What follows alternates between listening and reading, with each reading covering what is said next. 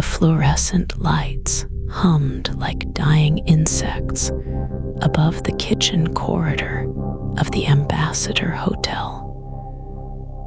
Before we go any further into this story, if you want a brand new American mystery every single night, subscribe.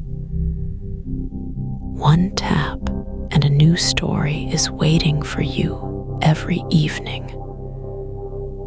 The white tiles gleamed under that harsh glow, reflecting nothing but emptiness at 12:15 in the morning on June 5th, 1968.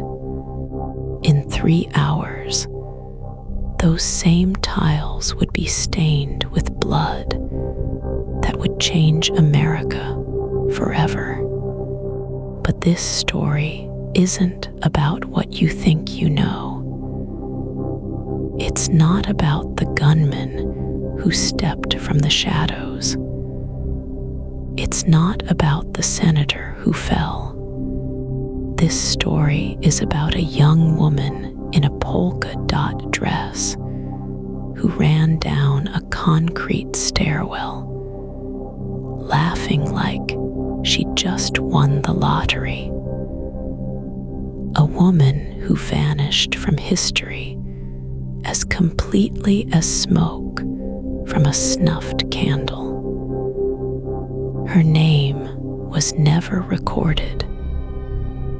Her face was never photographed, but Sandy Serrano saw her.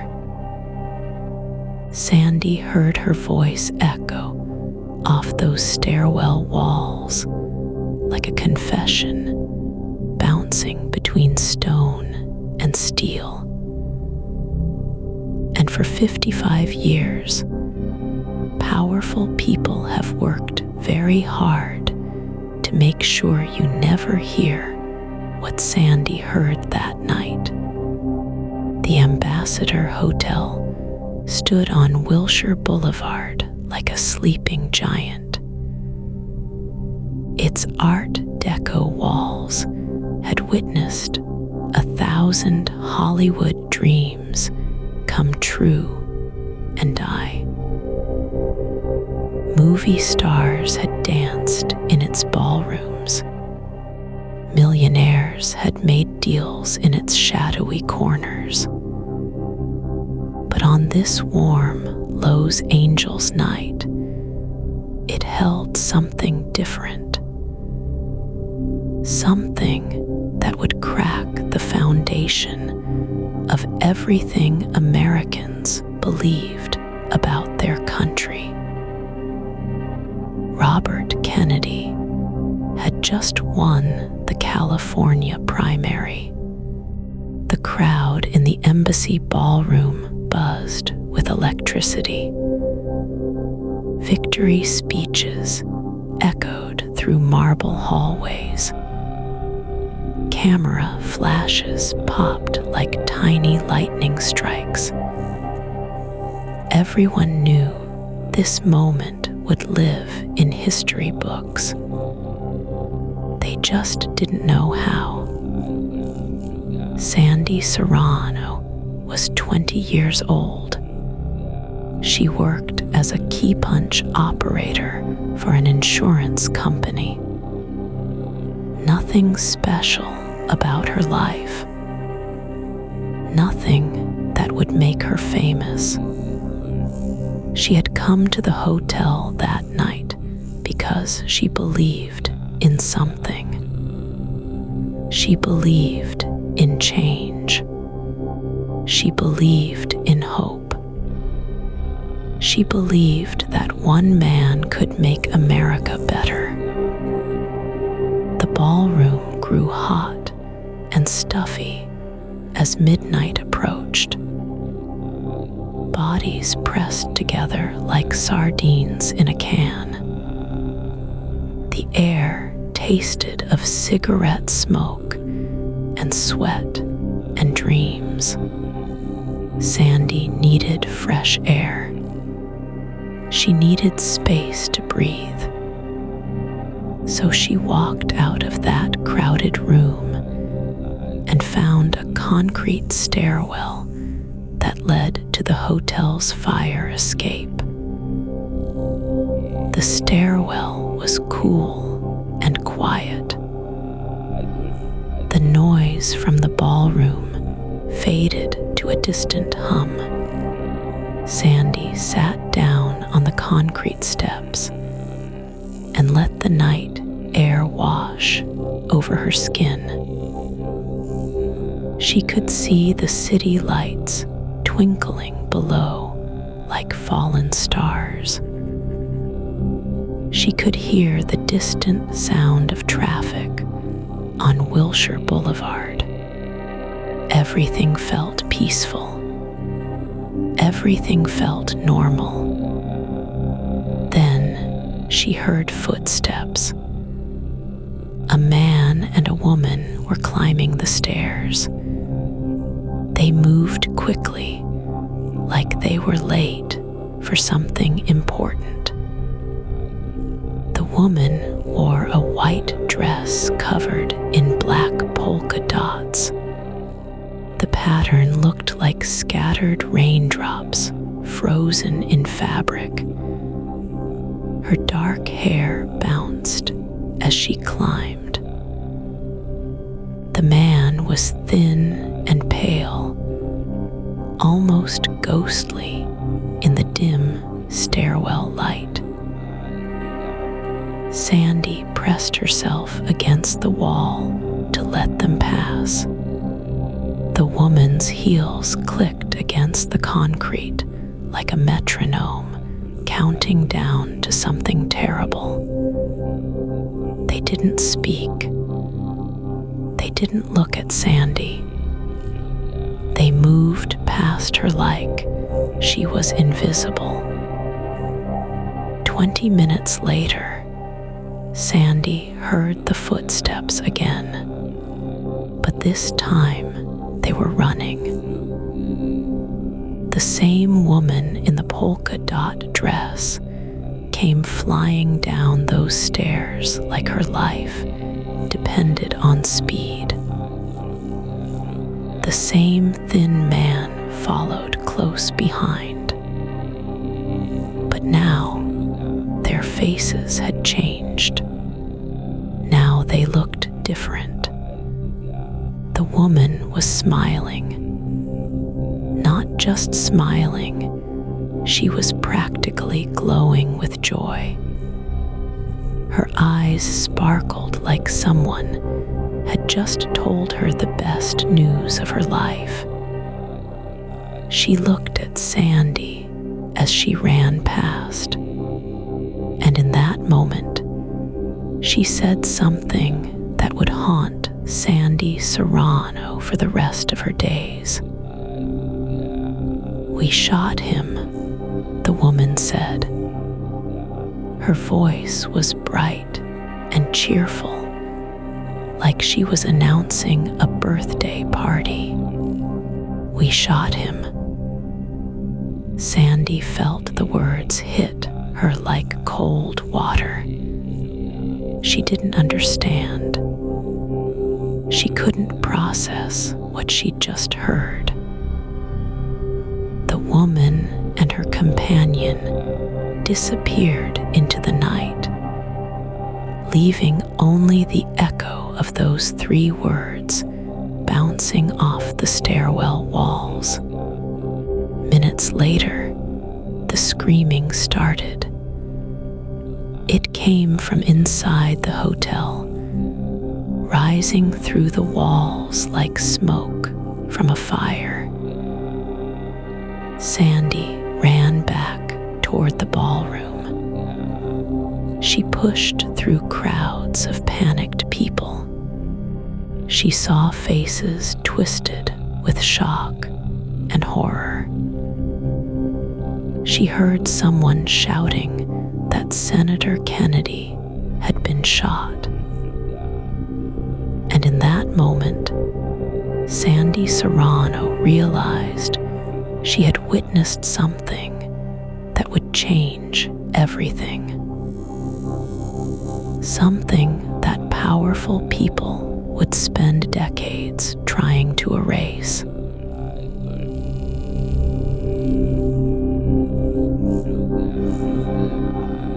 The Ambassador Hotel stood on Wilshire Boulevard like a sleeping giant made of concrete and dreams. Its Art Deco towers reached toward the Lowe's Angel's sky, catching the last golden light of June 4th, 1968. The building had watched over this stretch of the city for 40 years. It had seen movie stars stumble through its lobby at dawn. It had hosted presidents and princes in its grand ballroom.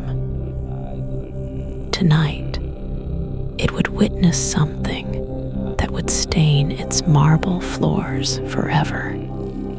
The hotel's facade gleamed white in the California sun, but shadows were already creeping across its walls. Palm trees swayed in the warm evening breeze, their fronds rustling like whispered secrets. The air smelled of jasmine and car exhaust. That particular Lowe's Angel's blend of beauty and machinery. Neon signs flickered to life along the boulevard as daylight faded. The ambassador's own sign glowed like a beacon, drawing people from across the city. Inside, the hotel breathed with the rhythm of 1,000 conversations. The embassy ballroom stretched across the ground floor like a golden cavern. Crystal chandeliers hung from the ceiling like frozen fireworks. Their light caught the cigarette smoke that drifted through the air in lazy spirals. Women in bright dresses moved through the crowd like tropical birds. Men in dark suits clustered around tables covered with white cloth and half-empty glasses. The ballroom buzzed with electricity that had nothing to do with the chandeliers. This was primary night in California. The Democratic Party was choosing its champion. Robert Kennedy had just won the state, and his supporters filled the room with laughter and hope. They believed they were watching history unfold. They had no idea how right they were. The hotel's corridors stretched in all directions like arteries in a giant body. Thick carpets muffled footsteps. Wallpaper in gold and burgundy covered the walls from floor to ceiling. Brass fixtures gleamed under soft lighting. The Ambassador had been built in an age when hotels were palaces, when every surface was meant to impress. Even the service areas maintained a certain dignity. Behind the ballroom lay the kitchen corridor, a narrow passage that connected the public spaces to the working heart of the hotel. Stainless steel surfaces reflected the harsh fluorescent lights. The walls were painted institutional green, a color that seemed to absorb sound and hope in equal measure. This was where the real work happened, away from the cameras and the crowds. Ice machines hummed, dishwashers clanked, steam rose from industrial sinks like ghosts seeking escape. The pantry area opened off the corridor like a cave filled with supplies. Metal shelving reached toward the ceiling, loaded with boxes and cans, and the 1,000 small things that kept a hotel running. The floor was concrete, practical, and cold. A few bare bulbs provided the only light. This was not a place meant for senators or photographers. It was a place for workers and shadows.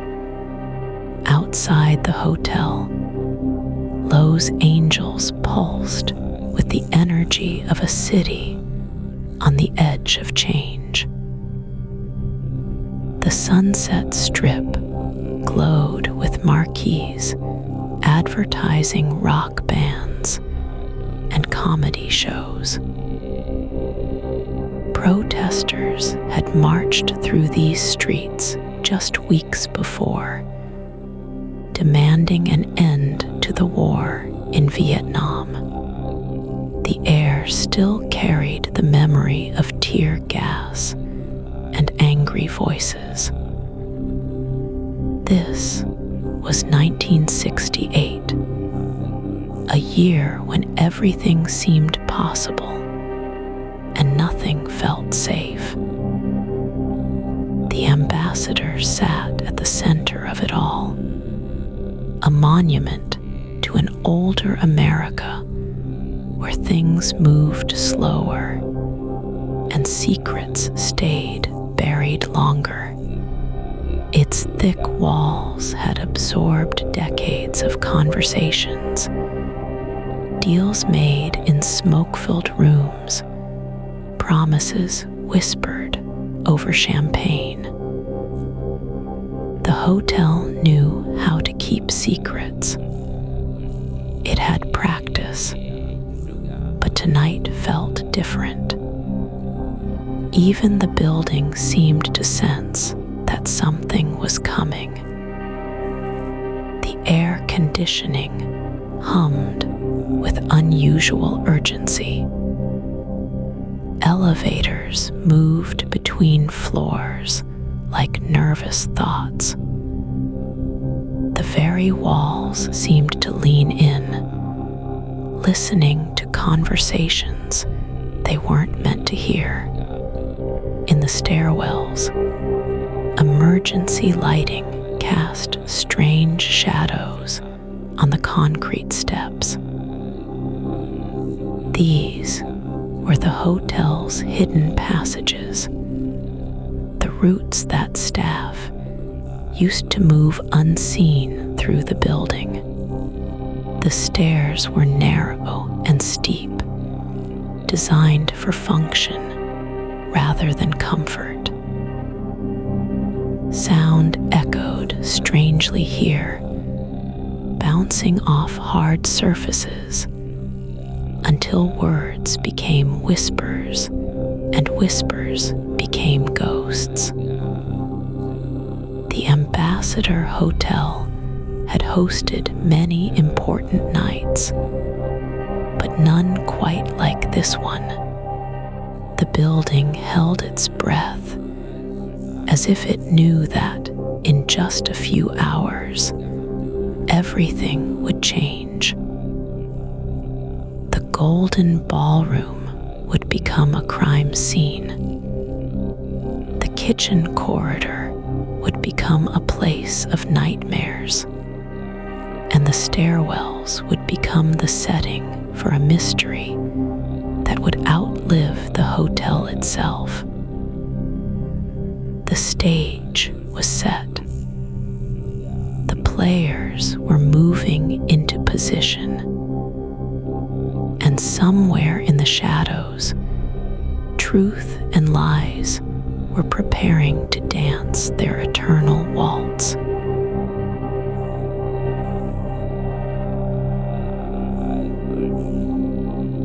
Sandy Serrano was 20 years old that night. She had dark hair that fell in soft waves past her shoulders, and brown eyes that missed nothing. She worked as a key punch operator during the day, feeding data into machines that hummed and clicked in sterile office buildings. But tonight, she wore her best dress and her brightest smile. She believed in Bobby Kennedy the way young people believe in shooting stars. Sandy moved through the Ambassador Hotel like she belonged there. She had learned to walk with confidence, even when she felt small. Her heels clicked against the marble floors as she navigated the crowds. She carried a small purse and wore a campaign button pinned to her collar. The button caught the light from the chandeliers as she turned her head to follow conversations. She was not the only young woman there that night. The hotel buzzed with volunteers and supporters, most of them under 30. They had worked phone banks and knocked on doors. They had stuffed envelopes and made coffee for older campaign workers who treated them like children. Tonight was their reward. Tonight, they got to be part of history. But Sandy was different from the others in one important way. She noticed things. While other people watched the speakers on stage, Sandy watched the people in the audience. While others listened to the words, Sandy listened to the silences between them. She had always been this way, even as a child. Her mother called it being nosy. Sandy called it being awake. The girl in the polka dot dress moved differently through the crowd. She was maybe 25, with blonde hair pulled back in a neat style. Her dress was white with black dots, the kind of pattern that should have been cheerful, but somehow wasn't. She walked with purpose while everyone else wandered. She seemed to know exactly where she was going. Sandy first noticed her near the elevators around 10 o'clock. The girl stood apart from the celebration, checking her watch like she was waiting for something specific. Her face held no excitement, no joy. She looked like someone working rather than someone celebrating. When she moved, She moved in straight lines. No casual meandering. No stopping to chat with strangers. The girl's companion was harder to see clearly. He stayed in the background, a shadow that followed the polka dot dress through the hotel corridors. Sandy caught glimpses of him near the service elevators, by the kitchen entrance, always a few steps behind the girl. He was young, maybe Mexican or Cuban. His dark hair was combed back neat. He wore a light-colored shirt that seemed too formal for a campaign celebration. Other people filled the hotel that night, each carrying their own piece of the story. There was Paul Schrade, a union leader with silver hair and kind eyes. He had worked with Bobby Kennedy on labor issues. He believed that politics could change the world if good people worked hard enough. He moved through the crowd, shaking hands and sharing stories about the campaign trail. Ethel Kennedy glowed with the special light that surrounds the wives of important men. She wore a simple dress and pearls, nothing flashy, but she commanded attention without trying. People stepped aside when she passed. They smiled and nodded like subjects greeting a queen. She had given birth to 10 children and still looked like a college student. Her eyes sparkled with the confidence of someone who had never doubted that her husband would win. The hotel workers moved through this celebration like ghosts. They carried trays and emptied ashtrays and pretended not to listen to the conversations around them.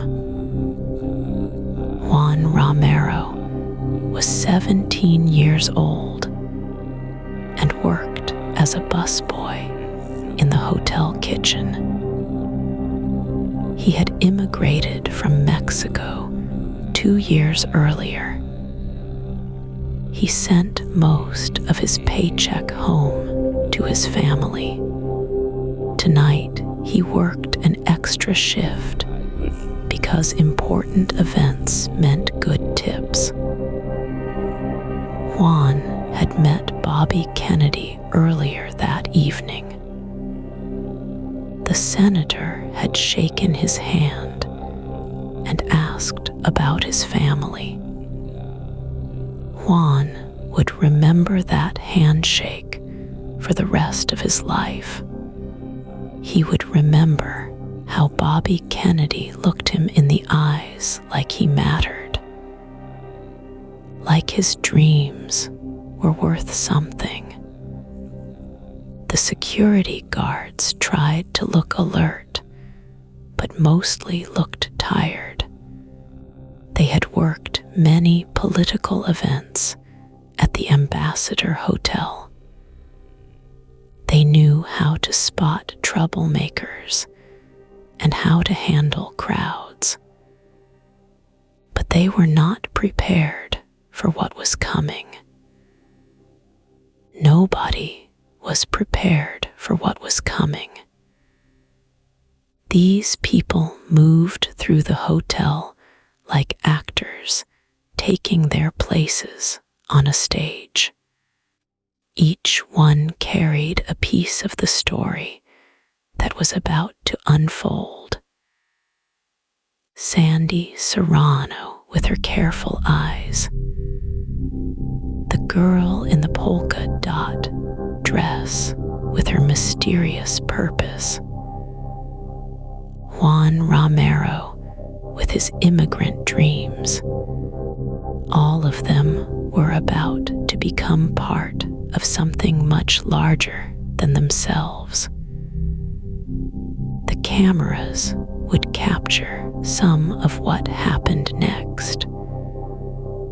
But cameras only see what they are pointed at. They miss the conversations in hallways.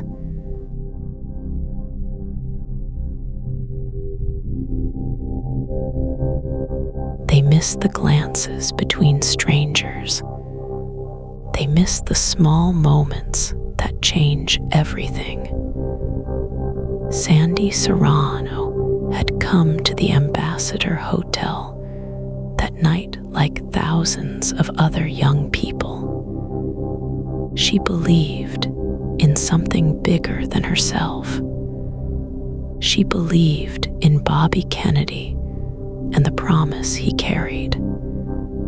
The promise that America could be better, that the children of farm workers could go to college, that the war in Vietnam could end, that the wounds left by his brother's death could somehow heal. Sandy worked as a key punch operator during the day. She lived in a small apartment in Pasadena with her roommate. She saved money for campaign events and political rallies. She had been following Bobby Kennedy's campaign since he announced his run for president. She had volunteered on weekends. She had made phone calls and knocked on doors. She had stuffed envelopes until her fingers were sore. This was her generation's moment. This was their chance to change the world. The Ambassador Hotel felt like a palace to Sandy. The marble floors gleamed under crystal chandeliers. The walls were covered in rich fabric that looked soft as velvet. She had never been inside a place so elegant. She wore her best dress and her most comfortable shoes. She knew there would be a lot of standing and waiting. Political events were mostly waiting for speeches to start, waiting for the candidate to arrive, waiting for history to happen. Sandy found a spot on the outdoor fire escape stairway. The concrete steps were cool against her legs. The night air carried the scent of jasmine from the hotel gardens. She could hear the crowd inside cheering and chanting. The energy felt electric. It felt like victory. Bobby Kennedy had just won the California primary. He was one step closer to the Democratic nomination, one step closer to the White House. Other young volunteers had gathered on the stairway with Sandy. They talked about the speech they had just heard. They talked about what would happen next. They shared cigarettes and Coca-Colas. They felt like they were part of something important, something that would matter long after they were gone. The older generation had given them Vietnam and racial violence and the murder of Martin Luther King. But maybe their generation could fix it. Maybe Bobby Kennedy could lead them to something better. The girl in the polka dot dress moved through the hotel like she belonged there. She was young and pretty, with dark hair pulled back from her face.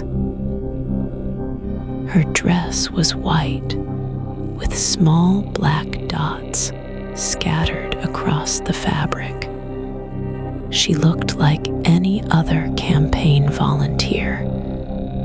She looked like she could have been Sandy's friend or roommate. She looked ordinary, forgettable. That was probably the point. Nobody paid attention to the girl in the polka dot dress. She was just another face in the crowd, just another young woman who believed in Bobby Kennedy. She moved through the hotel corridors with purpose, but not urgency. She seemed to know where she was going. She seemed to know exactly what she was supposed to do. But nobody would remember seeing her until it was too late. Nobody would think to ask who she was or why she was there. The hotel staff continued their work around the celebration. They refilled coffee urns and emptied ashtrays. They mopped spilled drinks from the marble floors. They had seen many political events at the Ambassador. They knew how these nights went. The speeches would end. The crowd would thin out. The candidate would leave through the kitchen to avoid the press. Then they would clean up the mess and go home to their families. Juan Romero finished setting up chairs in the embassy ballroom. The room was packed with supporters waiting for Bobby Kennedy to speak again. The air was thick with cigarette smoke and excitement. Juan could feel the energy in the room. It reminded him of church on Easter Sunday. It reminded him of his wedding day. It felt like something sacred was happening. Something that would change everything. The security guards walked their routes through the hotel. They checked doors and watched faces in the crowd. They looked for anything unusual, anything that did not belong. But the girl in the polka dot dress looked like she belonged.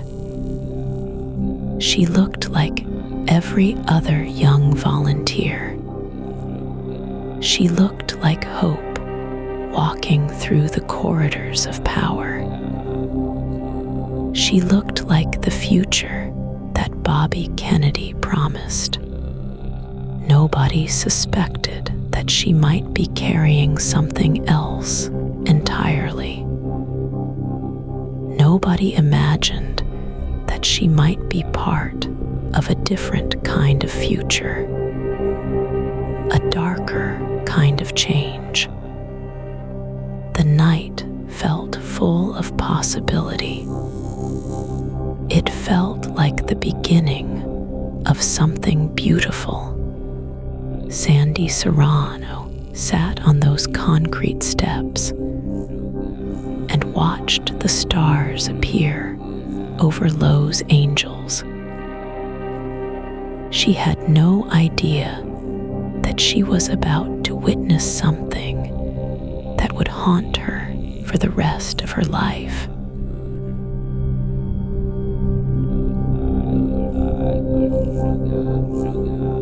Sandy Serrano needed fresh air.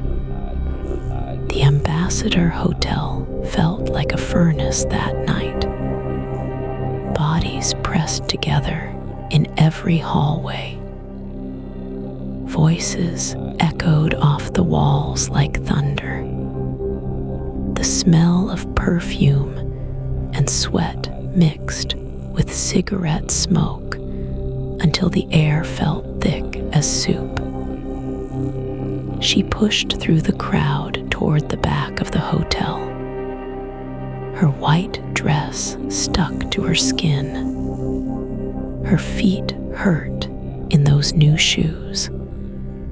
She just wanted 5 minutes of quiet, 5 minutes to breathe. The fire escape door opened with a heavy click. Cool night air rushed over her face like water. She stepped onto the concrete landing and let the door swing shut behind her. The noise from inside became a distant hum. The stars looked down at her from a clear Los Angeles sky. Sandy sat on the metal steps. Her dress spread around her like flower petals. She could see the hotel parking lot below. Cars lined up in neat rows. Security lights cast long shadows between them. Everything looked peaceful from up here. Everything looked normal. She checked her watch. Almost midnight. Bobby Kennedy would speak soon. She should go back inside. But the night air felt so good against her skin. The quiet felt like a gift after all that noise. That's when she heard footsteps on the stairs below her. 2 people climbing up from the parking lot. Their voices carried in the still air. A man and a woman. The woman sounded young, maybe 20 years old. She was breathing hard like she had been running. Sandy leaned forward to look down the stairwell. She could see them now. The woman wore a white dress with black polka dots. Her dark hair was pulled back in a ponytail. The man was older, maybe 30. He wore a dark suit that looked expensive. They stopped on the landing below Sandy. The woman was excited about something. Her voice had a strange accent, maybe foreign, maybe just nervous. "We shot him," the woman said. "We shot him." Sandy's blood turned cold. The words hung in the night air like smoke. She pressed herself against the concrete wall. She tried to make herself invisible. The man said something back. His voice was lower. Sandy couldn't make out all the words, but she heard him say Kennedy, and she heard him say done. The woman laughed. It was not a happy sound. It was sharp like broken glass. "We killed him," she said. "We killed Kennedy." Sandy's hands started shaking. Her heart pounded so hard she thought they might hear it. She wanted to run, but her legs felt like water. She wanted to scream, but no sound would come. The two people started walking up the stairs again. They were coming toward her. Sandy pressed herself deeper into the shadows. She held her breath until her lungs burned. They passed right by her. The woman's polka dot dress rustled as she walked. Sandy could smell her perfume, something sweet and heavy, something that would stick in her memory forever. The woman was still talking, still excited. "We shot him in the head," she said. "Right in the head." They reached the door to the hotel. The man pulled it open. Light spilled out onto the landing. For just a moment, Sandy could see their faces clearly. The woman looked young and pretty.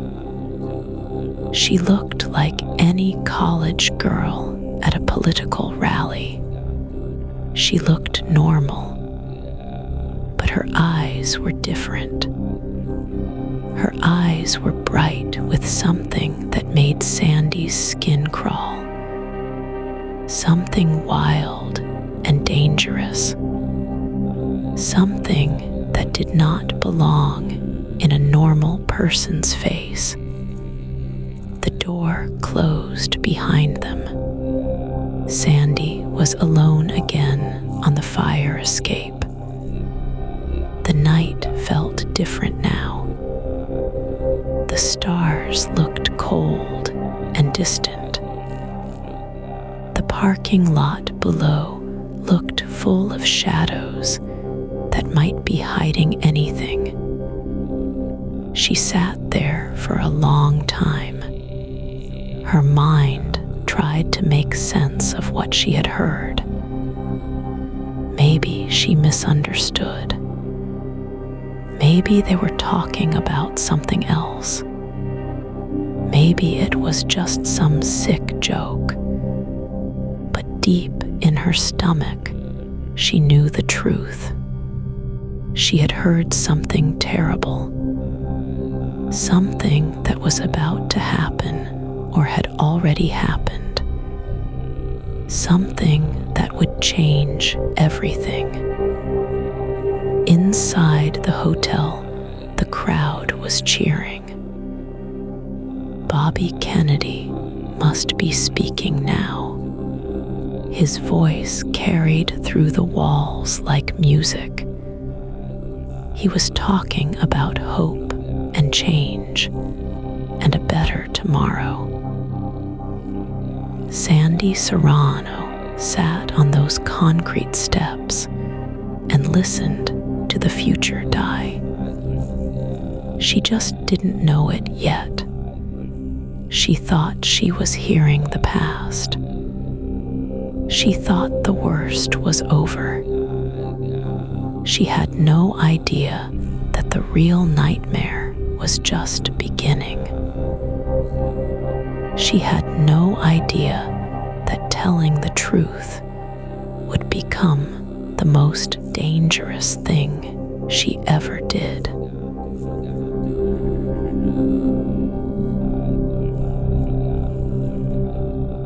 The Ambassador Hotel kitchen was a narrow world of stainless steel and white tile. Steam rose from industrial dishwashers. The smell of coffee and cigarettes hung in the air like fog. This was where the real work happened, where the people who kept the hotel running gathered between shifts to share stories and smoke breaks. Juan Romero was 17 years old that night, a busboy with calloused hands and dreams bigger than the dirty dishes he carried. He had been working the pantry area when the shots rang out. The sound echoed off the metal surfaces like thunder in a canyon. Sharp, final, wrong.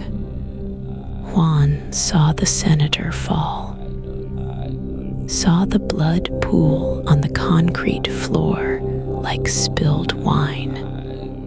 He knelt beside Bobby Kennedy and put a rosary in his dying hands. The beads were warm from Juan's pocket. The senator's eyes were open, but looking at something far away. Juan would carry that moment for the rest of his life. The weight of those final seconds when hope leaked out onto the kitchen floor. But Juan saw something else that night. Something the investigators never asked him about. Before the shooting started, he noticed a woman in a polka dot dress moving through the crowd. She seemed nervous, excited. Her eyes were bright like someone who knew a secret. She kept checking her watch, looking toward the back exit, moving against the flow of people like a salmon swimming upstream. Jesus Perez worked the grill that night. His hands were steady from 20 years of flipping burgers and scrambling eggs. He knew every sound the kitchen made: the hiss of oil, the clank of pots, the rhythm of a busy service. When the gunshots started, he knew immediately what they were. Not firecrackers, not a car backfiring. Bullets finding their target. Jesus remembered the woman too. The one in the polka dot dress. She had asked him for directions to the back stairs earlier that evening. Her voice was sweet, but her smile was cold, like sugar poured over ice. She wanted to know about the service elevators, the loading dock, the ways to leave the hotel without going through the main lobby. Jesus thought she was just another campaign worker looking for shortcuts. He pointed her toward the freight elevator, told her about the stairs that led to the parking garage. He had no idea he was drawing her a map to escape. Martin Petruski ran the hotel's security that night. He was an old cop who had seen enough violence to recognize the real thing. When the chaos started, he moved toward the sound instead of away from it. That was his training, his instinct, his curse. He found Senator Kennedy on the floor, surrounded by people who didn't know how to help. The kitchen had become a crime scene in the space of a heartbeat. But Martin remembered something strange. As he pushed through the crowd, he saw a woman in a polka dot dress near the back door. She was smiling, not the shocked expression everyone else wore, not the tears or the panic. She was smiling like someone who had just won a bet. She slipped out the service entrance while everyone else was looking at the blood. Martin tried to follow her, but the crowd was too thick. By the time he reached the door, she was gone, vanished into the Lowe's Angel's night like smoke. The kitchen staff talked about it for weeks afterward, over coffee before their shifts, during smoke breaks in the alley. They compared notes like detectives working a case. They all remembered the woman, the polka dot dress, the way she moved through the hotel like she owned the place, the way she disappeared when the shooting started. They talked about other things too, strange things. How the lights in the kitchen flickered just before the shots. How the air felt electric, charged, like the moment before lightning strikes. Some of them swore they heard footsteps on the service stairs, running feet, 2 sets, maybe 3. But when security checked the stairwells, they found them empty. The old-timers who worked the Ambassador had stories about that kitchen. How it was built on land that used to be a cemetery. How sometimes late at night you could hear voices speaking in languages nobody recognized. How the temperature would drop 20 degrees for no reason.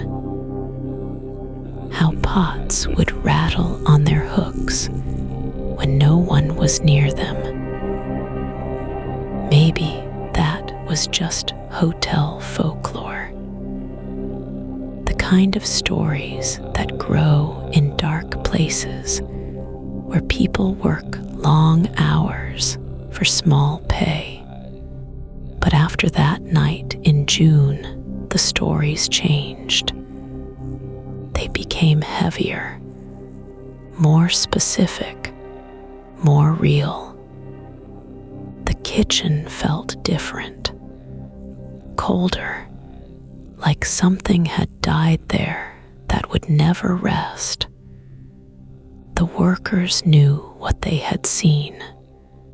They knew about the woman in the polka dot dress. They knew she was part of something bigger than one angry man with a gun. But when the police came asking questions, they got careful answers. Vague descriptions. Uncertain timelines.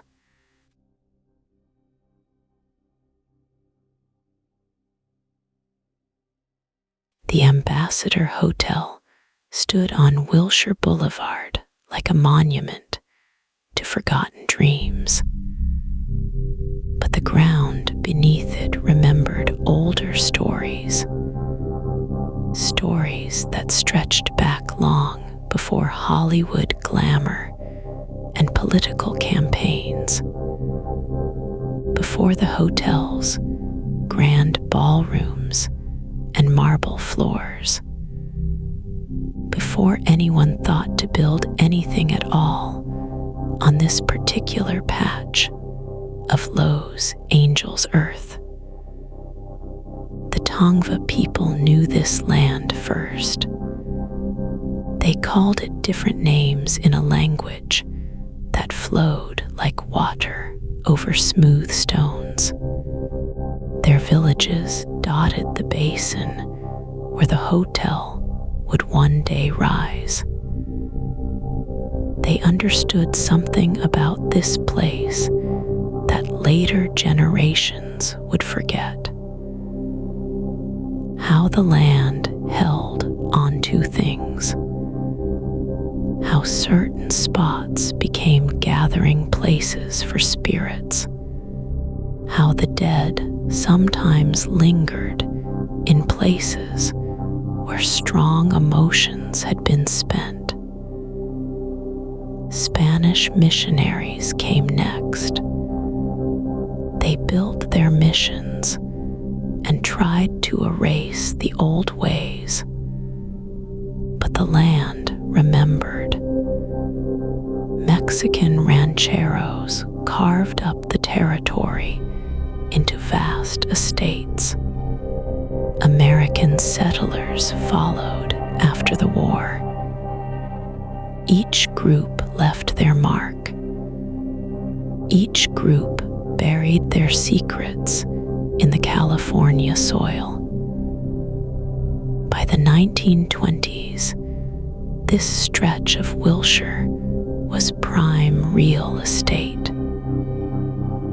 The Ambassador Hotel rose from the ground like a palace. 7 stories of luxury and ambition. The developers chose this spot for its prestige, its visibility, its promise of profit. They never asked about the history beneath their foundation, never wondered why certain corners of the property felt different, colder, more watchful. The hotel became famous for its parties. Movie stars danced in the coconut grove. Politicians made deals in smoke-filled rooms. Fortunes were won and lost at private card games that lasted until dawn. But the staff noticed things the guests never saw. How certain hallways echoed with footsteps that belonged to no one. How the service elevators would stop on empty floors. How the kitchen workers sometimes heard voices speaking in languages they couldn't identify. The old-timers passed down stories like family recipes. How a bellhop had seen a woman in 1930s dress walking through walls. How the night janitor found wet footprints leading from the pool to a room that had been empty for months. How the kitchen staff would arrive for the morning shift to find pots arranged in perfect circles. No one could explain it. No one tried very hard. The ambassador attracted tragedy like a magnet draws iron filings. Suicides in the upper floors. Heart attacks during high-stakes poker games. A chorus girl who disappeared from her room and was never found. Each incident added another layer to the hotel's invisible history. Another ghost to walk its halls. By 1968, the hotel had seen 46 years of human drama.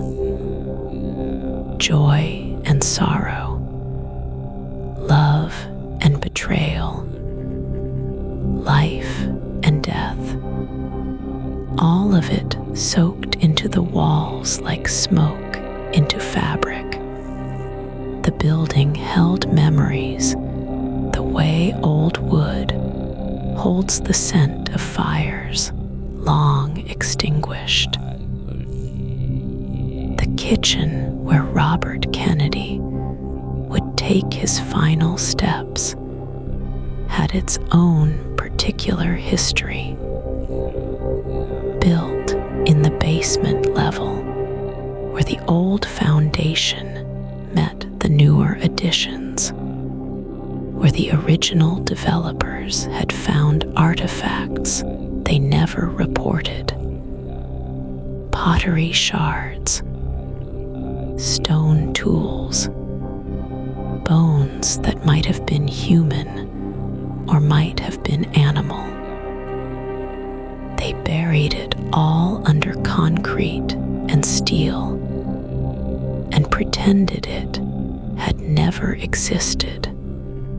The kitchen workers knew their domain was different. How the temperature would drop without warning. How shadows moved in ways that defied the overhead lighting. How sometimes late at night they would hear what sounded like chanting.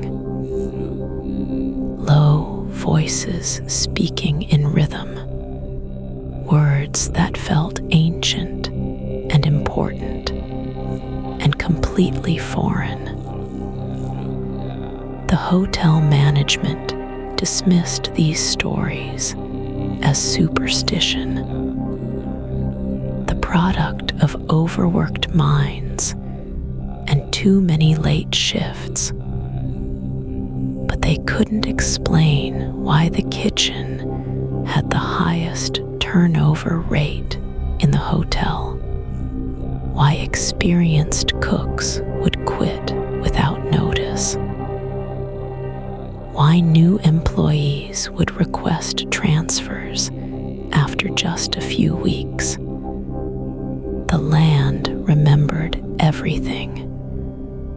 Every footstep, every whispered conversation, every moment of violence or passion or despair.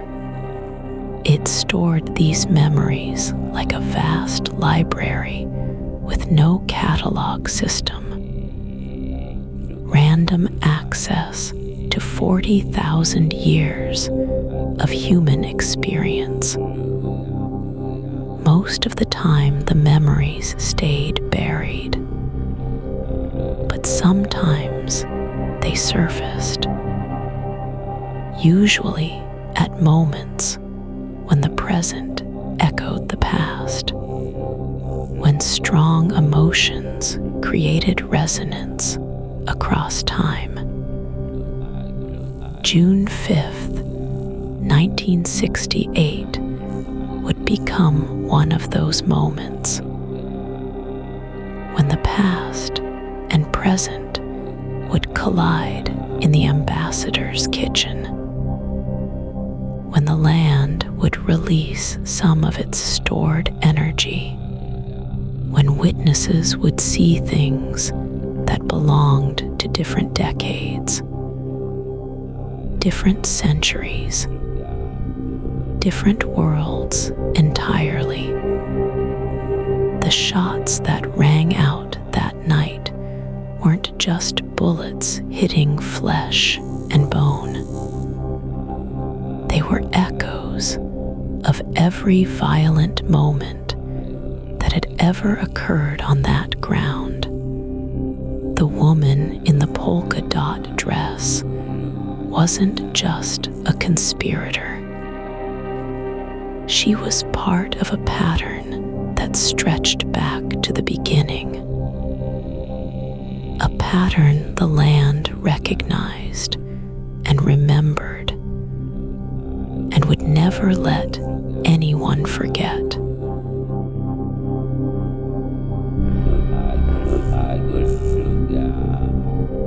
Detective Sergeant Enrique Hernandez had worked homicide for 12 years. He'd seen knife fights in East LA, gang shootings in Boyle Heights, domestic disputes that ended with blood on kitchen linoleum.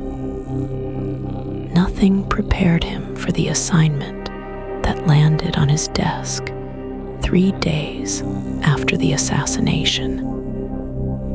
The lapped brass wanted him to interview Sandy Serrano again, the young woman who claimed she saw the girl in the polka dot dress, the witness whose story didn't match the official timeline. Hernandez read through her initial statement twice before driving to her apartment in Pasadena. Sandy lived in a small complex near the Rose Bowl.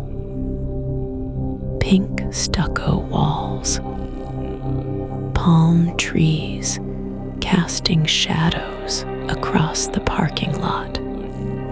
She answered the door wearing a yellow sundress and no shoes. Her eyes were red from crying or lack of sleep. Maybe both. I already told them everything, she said before Hernandez could introduce himself. I don't want to talk about it anymore. But Hernandez had a gentle way about him. He spoke Spanish with his grandmother's accent. He knew how to make people feel safe.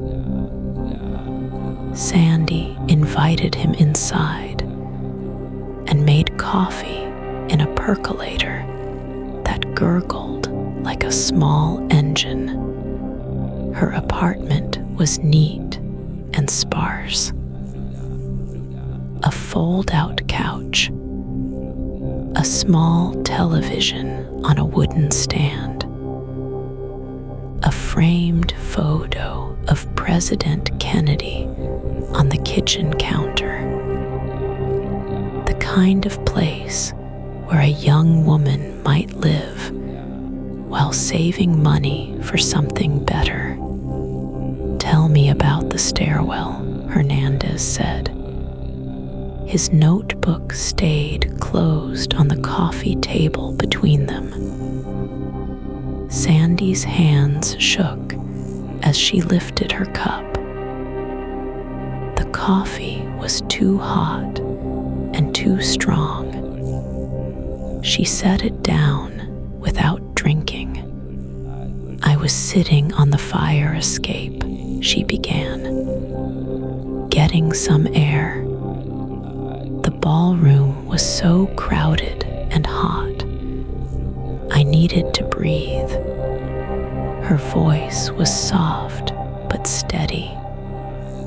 She'd told this story before, but it still felt fresh, still felt urgent.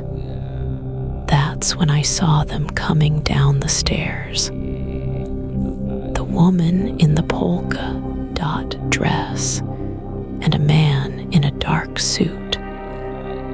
They were moving fast, like they were running from something. Hernandez nodded. He'd read this part in her statement, but he wanted to hear it again. Wanted to watch her face as she remembered. The woman was excited, Sandy continued. She was saying something about shooting him, about how they shot him. She seemed happy about it. The detective leaned forward slightly. This was the detail that bothered everyone. The timing didn't work. According to the official timeline, Sandy heard these words before the shots were fired in the kitchen. Before anyone knew Robert Kennedy had been hit.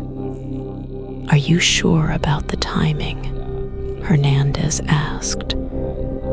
Sandy's jaw tightened. "I know what I heard. I know when I heard it." She stood up and walked to the window. The afternoon sun painted golden squares on the carpet. Somewhere in the distance, a lawn mower hummed like a giant bee. "They keep asking me the same questions," she said. "Different people, same questions, like they want me to change my story." Hernandez felt something cold settle in his stomach. He'd worked enough cases to recognize the signs. When witnesses started getting pressured, when stories needed to be cleaned up for public consumption. "Who's been asking you questions?"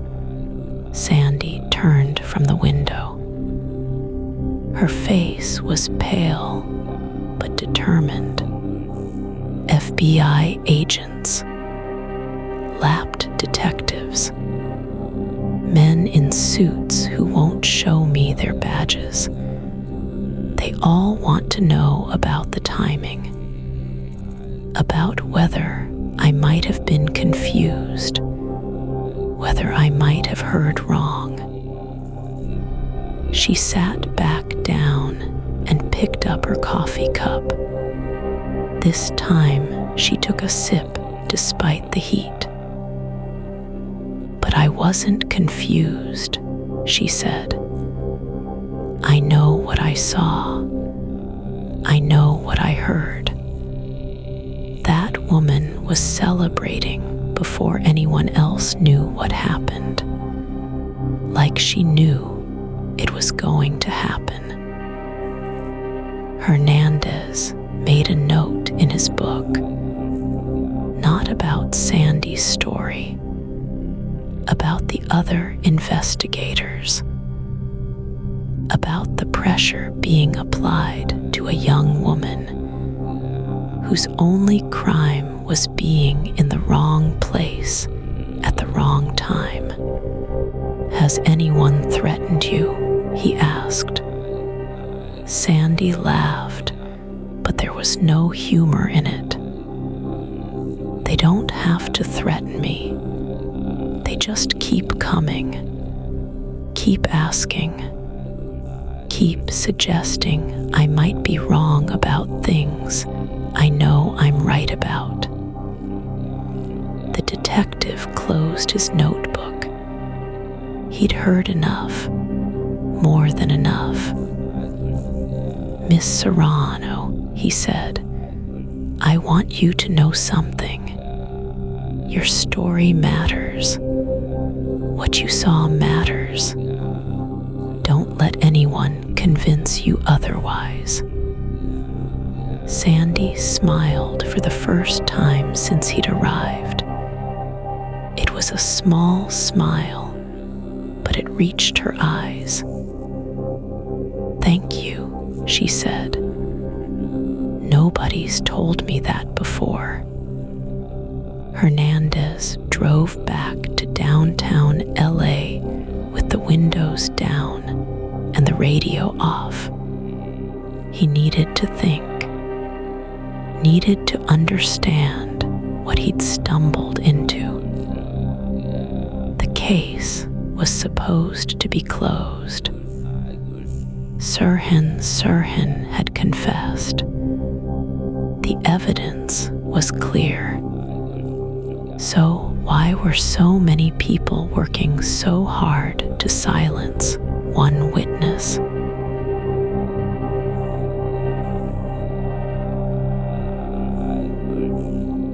Sandy Serrano sits in her small apartment 3 months after the shooting. The afternoon light filters through thin curtains. She holds a cup of coffee that's gone cold while she talks.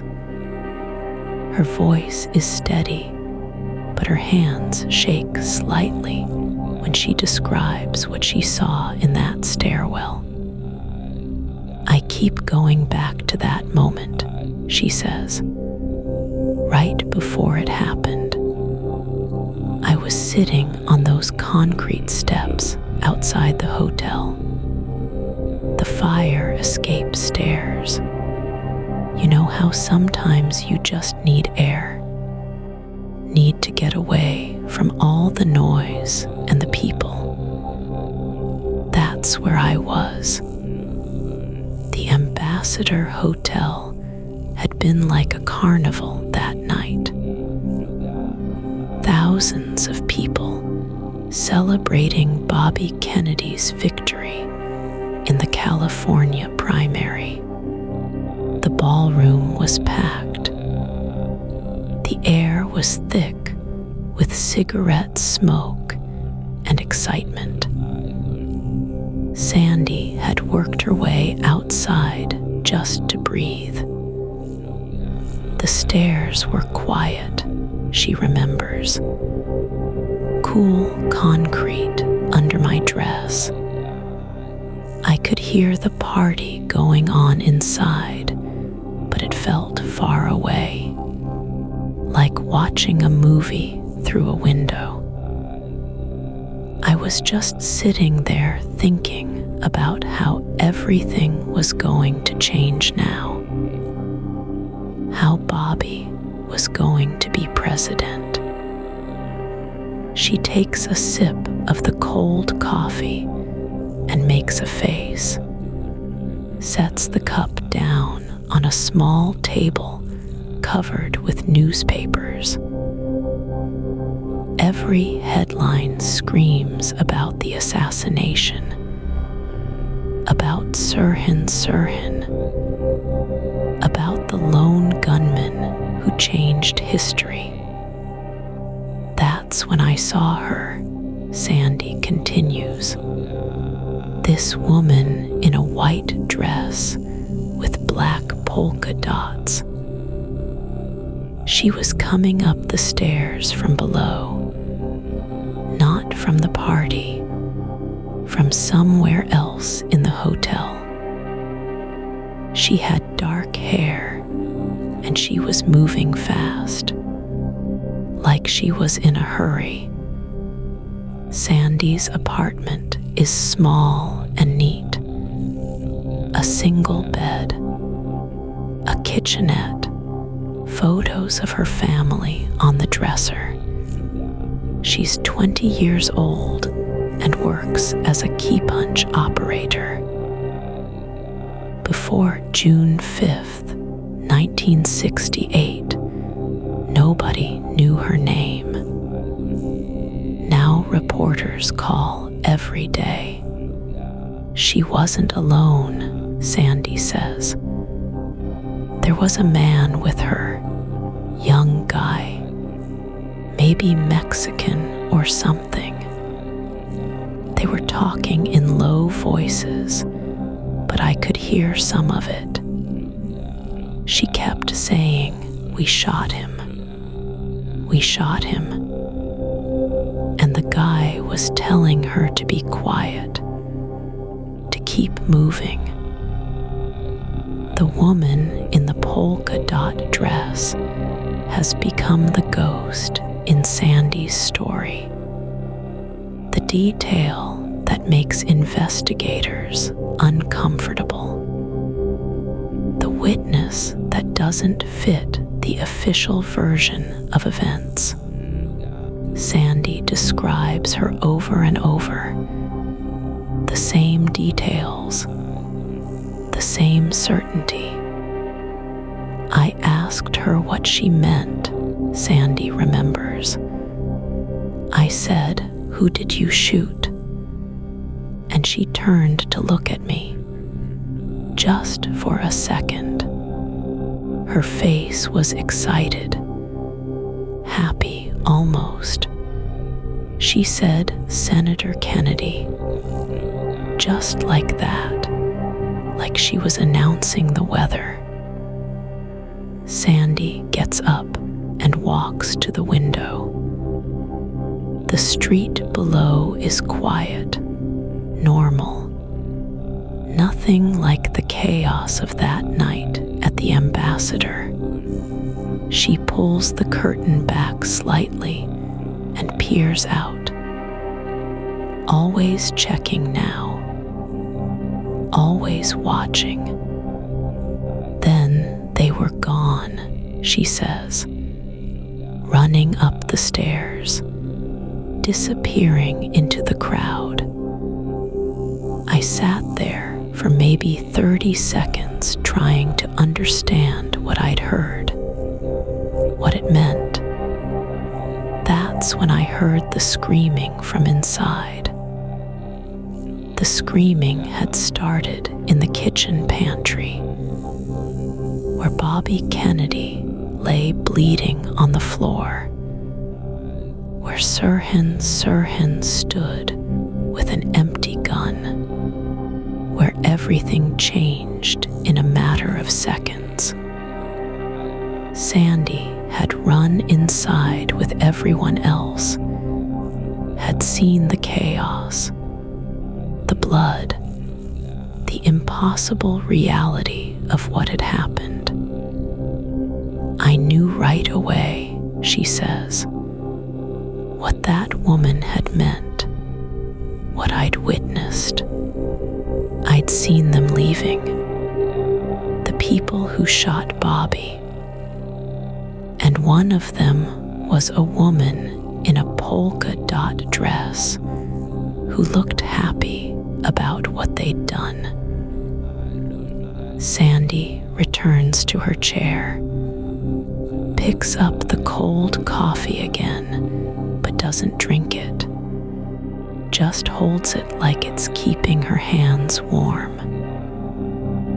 Outside, a car drives slowly past her building. She notices things like that now. Pays attention to details that used to be invisible. The police didn't want to hear it, she says quietly. Not at first. They had their shooter, their story.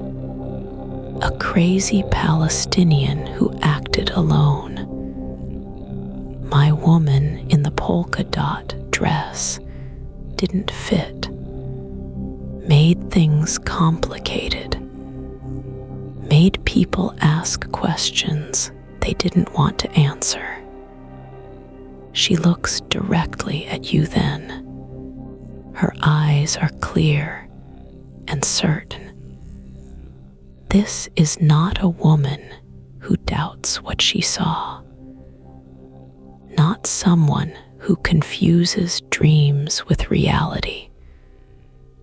This is someone who witnessed something that changed her life forever. But I know what I saw, Sandy says. I know what I heard. And no matter how many times they ask me to change my story, I can't unsee it. That woman was real. She was there. and she was part of what happened to Bobby Kennedy. The afternoon light is fading now. Soon it will be evening. Soon Sandy will close her curtains and try to sleep. Try to forget the woman in the polka dot dress who haunts her dreams.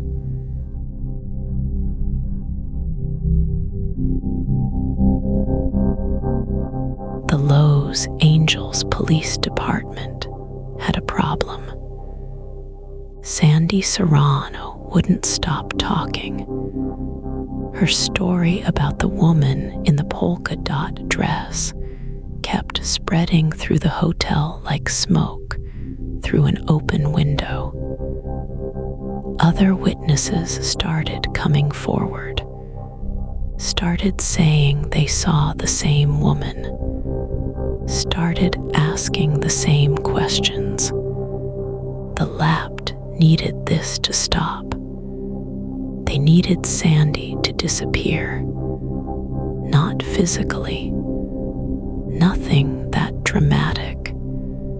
They just needed her voice to fade away. Her story to become uncertain. Her memory to grow cloudy and confused. They had done this before. Made inconvenient witnesses vanish into doubt. Made clear memories become fuzzy recollections.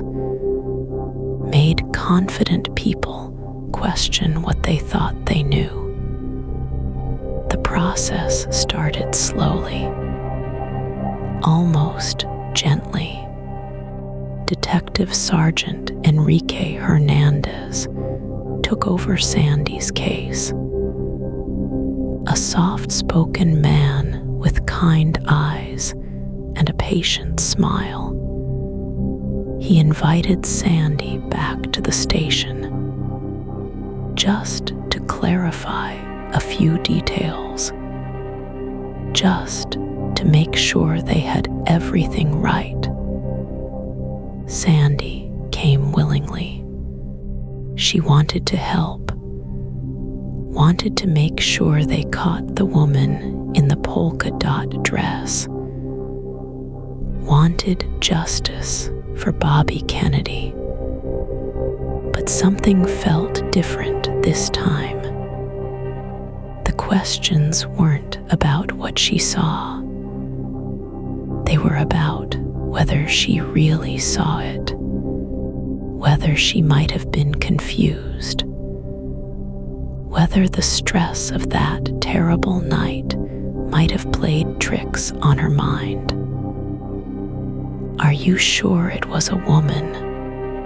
Hernandez asked. His voice was gentle as morning rain. Could it have been a man with long hair? The lighting was poor. You were frightened. These things happen. Sandy shook her head. She was sure. The woman had been close enough to touch, close enough to smell her perfume, close enough to hear every word she spoke. "We shot him. We shot him," the woman had said. Sandy would never forget those words, never forget the triumph in that voice. But Hernandez kept asking, kept suggesting other possibilities, kept planting seeds of doubt like a gardener working rich soil. Maybe Sandy had heard someone else talking. Maybe the words were different. Maybe she had misunderstood. The sessions went on for hours, day after day. Sandy would leave the police station feeling dizzy and confused. her clear memories started to feel less solid, like photographs left too long in sunlight. Other witnesses began to change their stories too. The hotel worker who saw the woman in polka dots suddenly remembered things differently. The security guard who heard the conversation started to doubt his own ears. One by one, the people who supported Sandy's account began to fade away. The Lapped had a system, a way of handling witnesses who saw too much, who remembered too clearly, who asked too many questions. They called it investigation. They called it being thorough. They called it getting to the truth. But what they really did was wear people down, made them tired of being questioned, tired of being doubted, tired of fighting for their own memories. Sandy felt it happening to her, felt her certainty cracking like ice in spring. The woman in the polka dot dress was still real in her mind, still clear as crystal. But everything around that memory started to blur. The Lapped brought in experts, psychologists who explained how trauma affects memory, how stress can create false recollections, how the mind sometimes fills in gaps with things that never happened. They showed Sandy photographs of the hotel, asked her to point out exactly where she had been standing, exactly where the woman had been walking. The distances seemed different now. The angles looked wrong. Had she really been close enough to hear those words so clearly? The doubt spread through her mind like water through sand. Not about the woman herself. Sandy still saw her face in dreams, still heard that voice saying those terrible words, but about the details, about the timing, about whether it all happened exactly the way she remembered. The Lapped was patient. They had all the time in the world. They could wait for Sandy's story to collapse under the weight of their questions. Wait for her to become just another confused witness. Another person who thought she saw something but couldn't be sure. The process took weeks, months. Slowly and carefully, they dismantled Sandy's confidence, made her doubt her own eyes, her own ears, her own memory of that night. They never told her to lie, never asked her to change her story completely. They just made her uncertain, made her add qualifiers to everything she said, made her sound like someone who might be mistaken. "I think I saw a woman," Sandy began to say. I believe she was wearing polka dots. I'm pretty sure she said something about shooting, but I could be wrong. The lighting was poor. I was scared. Maybe I misunderstood. The Lapt smiled and nodded.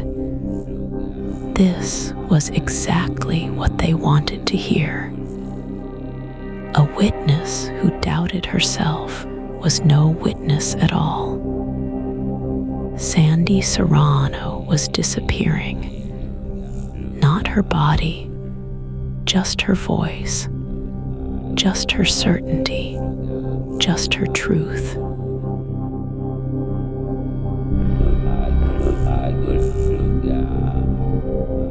The polygraph machine sat in a small room at the Lapt station like a mechanical judge. Wires and sensors and needles that would scratch truth onto moving paper. Sandy Serrano stared at the contraption and felt her stomach turn cold. She had never seen one before, never imagined she would need to prove her honesty to anyone. The technician was a thin man with gentle hands and tired eyes.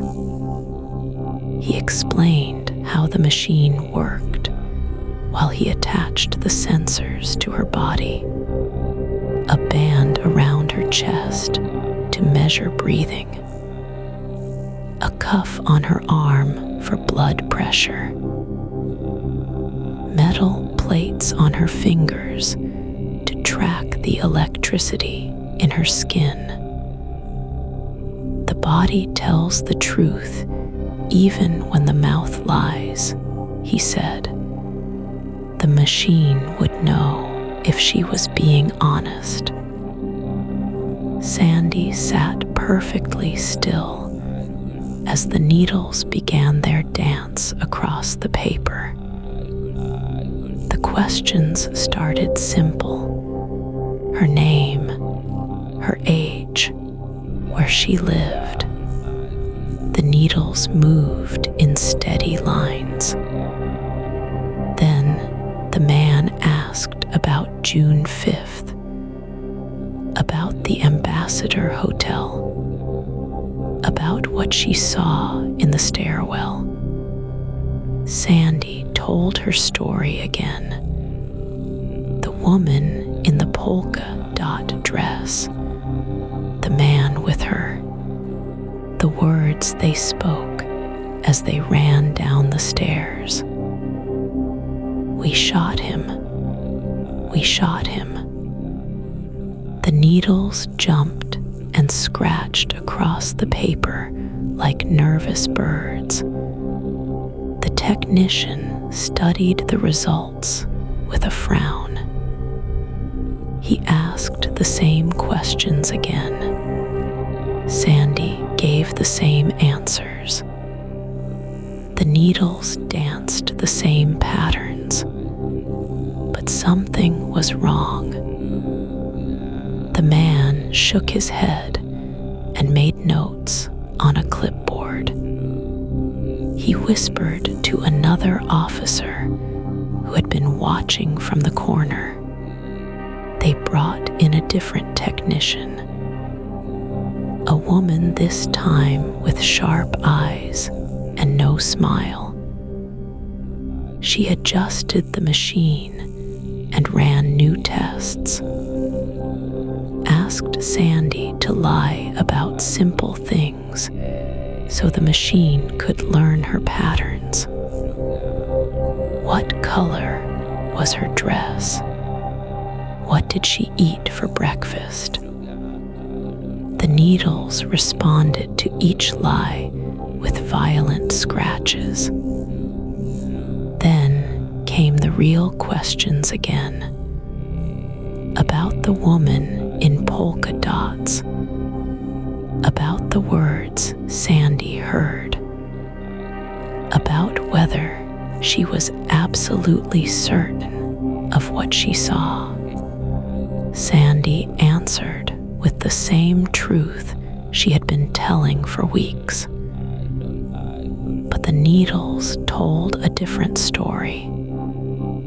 They suggested doubt, confusion, the possibility that Sandy was mistaken. The woman technician studied the paper strips like a fortune teller reading tea leaves. She pointed to certain marks and explained what they meant. Stress responses, signs of uncertainty. The body's way of saying the mind wasn't sure. Sandy stared at the squiggly lines and felt her confidence crack like thin ice. They ran the test 3 times, 4 times, 5 times. Each session lasted hours. Sandy sat in that chair with wires attached to her body, while strangers decided whether her memories were real. The needles never stopped moving, never stopped judging, never stopped suggesting that Sandy Serrano might be wrong about everything. Between tests, officers would talk to Sandy about the night, about how traumatic events could confuse memory, about how the mind sometimes created details that weren't really there, about how honest people could be completely wrong about what they experienced. They spoke kindly, patiently, like teachers explaining a difficult lesson to a slow student. Sandy began to feel dizzy during the sessions. The room was too warm and too bright. The chair was uncomfortable. The wires felt heavy on her skin. She wanted to go home, wanted to forget about the Ambassador Hotel and the woman in polka dots and the terrible words she heard in the stairwell. The final polygraph session lasted 6 hours. Sandy answered the same questions dozens of times. The needles scratched their judgments onto roll after roll of paper. When it was over, the technicians gathered their strips and charts and disappeared into another room. Sandy sat alone with the silent machine. An hour later, the lead investigator returned with a thick folder. He sat across from Sandy and opened it slowly. The polygraph results were inconclusive, he said. The machine couldn't determine if Sandy was telling the truth or not. Her stress levels were too high, her memories too uncertain. The test was worthless, but Sandy knew what the word meant. Inconclusive was just a polite way of saying liar. The machine had branded her as unreliable. Her truth had been fed into wires and circuits and found wanting. The The needles had written their verdict in scratchy lines across endless paper. Sandy walked out of the police station that day feeling hollow, empty, like something important had been carved out of her chest. The polygraph hadn't just tested her honesty, it had tested her sanity, her right to trust her own eyes and ears and memory. The machine had won. Sandy Serrano was no longer a witness. She was just a confused woman who thought she saw something but couldn't be sure. The needles had written her out of history.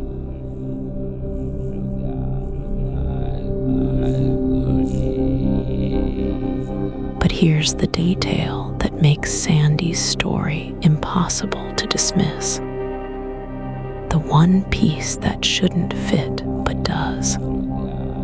The fragment that changes everything if you really think about it. Sandy described the girl in the polka dot dress with perfect precision. White dress, black dots, dark hair pulled back, young, maybe 20 years old, excited, almost giddy as she ran down those back stairs with the older man in the suit. The Lapt spent weeks looking for this girl. They interviewed hundreds of people.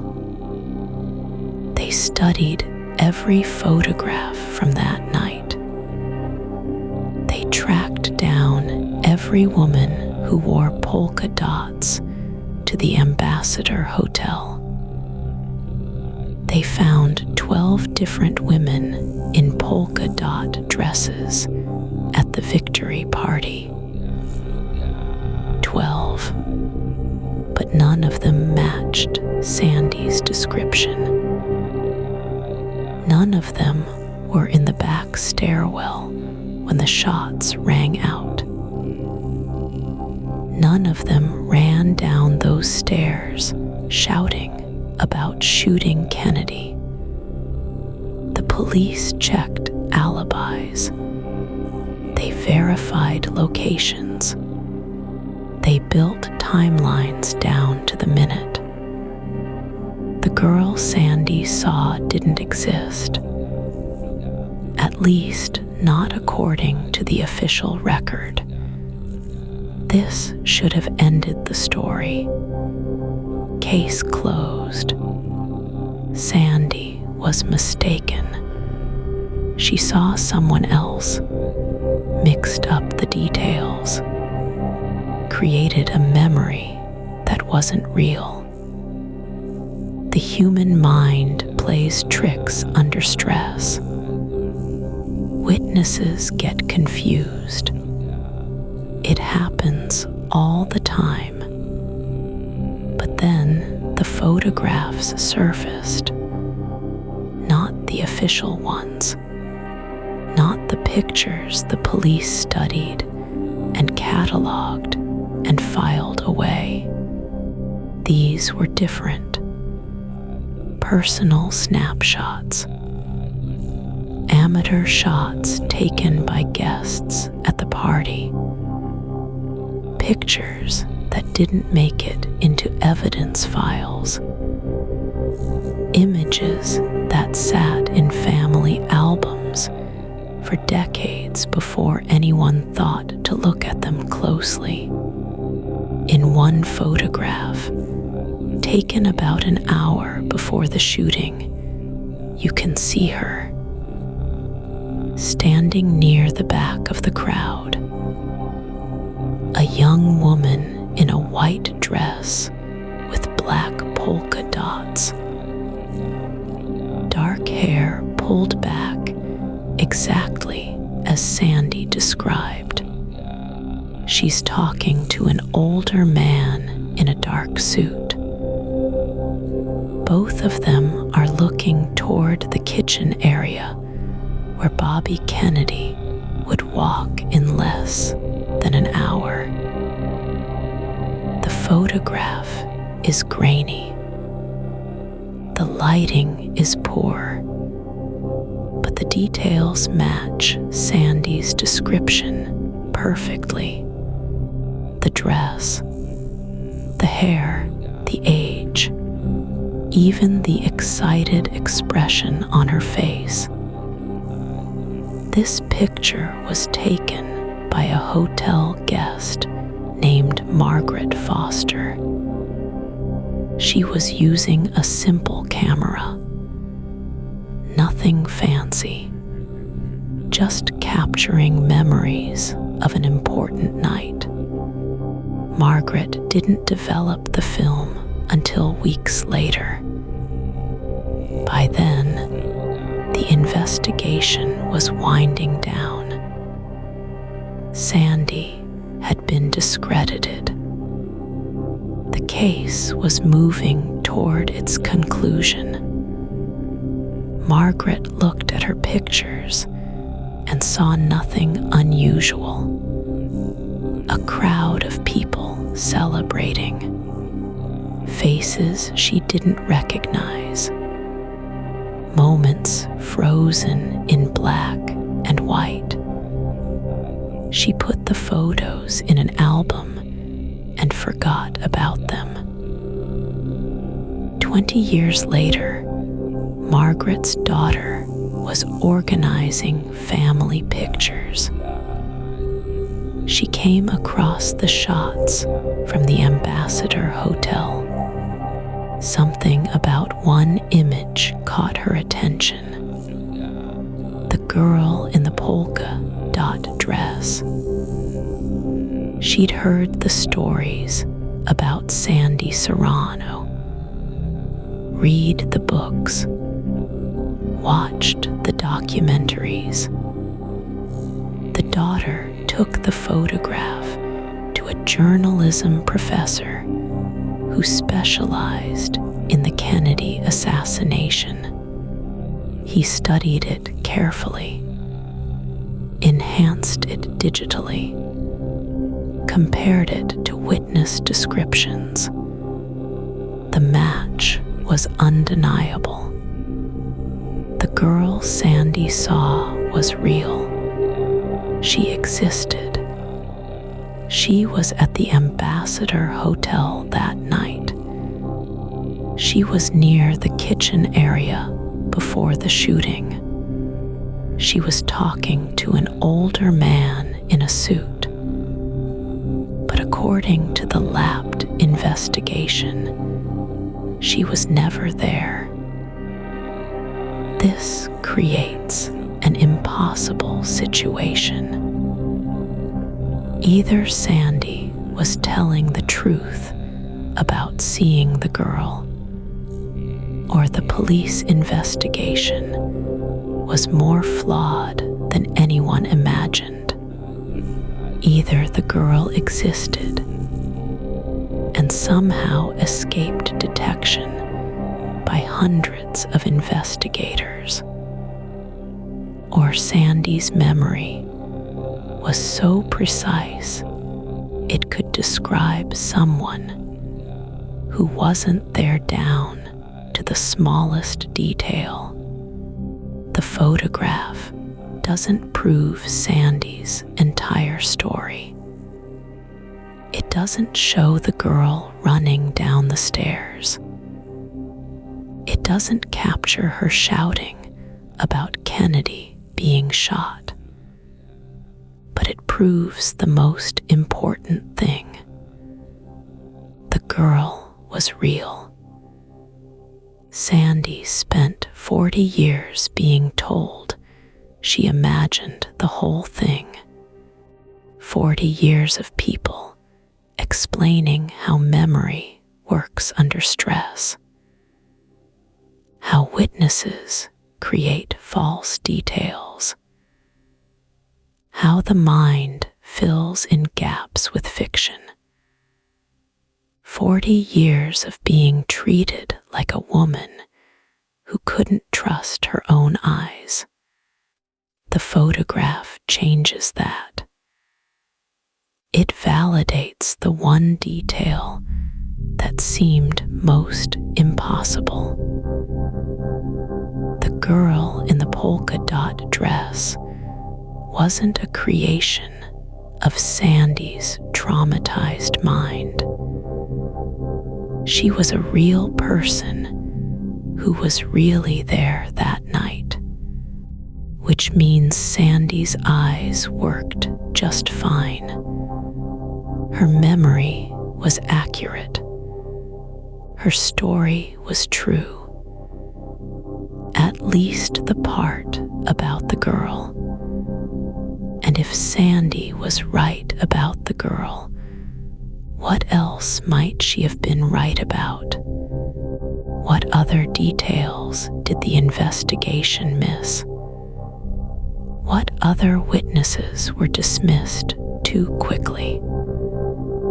The photograph raises more questions than it answers. But it does one thing clearly. It proves that sometimes the impossible detail is the only one that matters.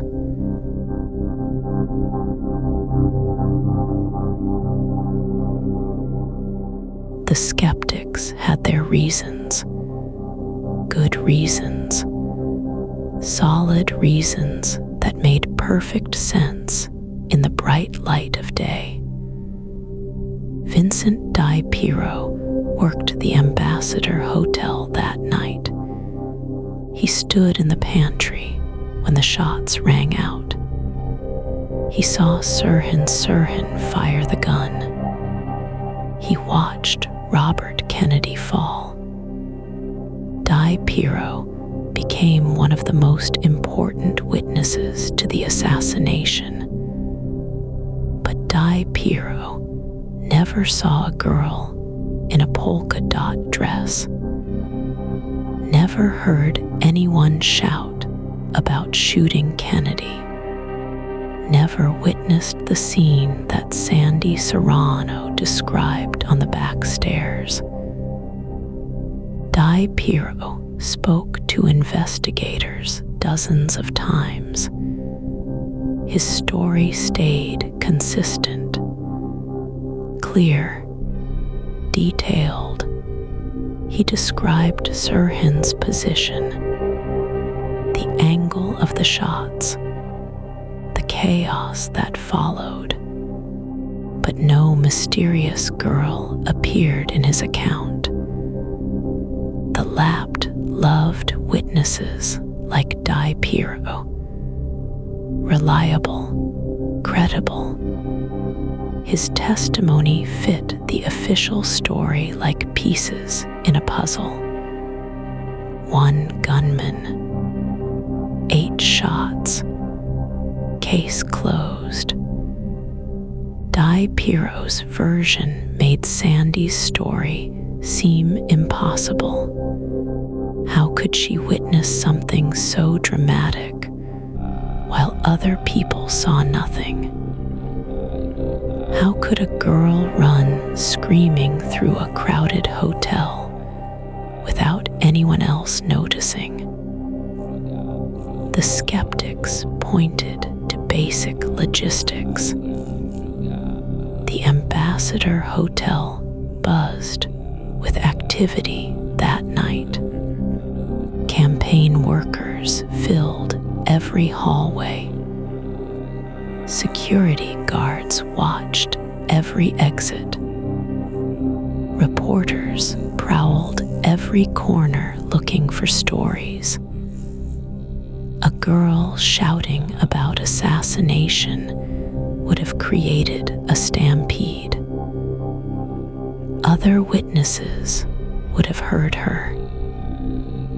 Cameras would have caught the commotion. The story would have spread like wildfire through the hotel.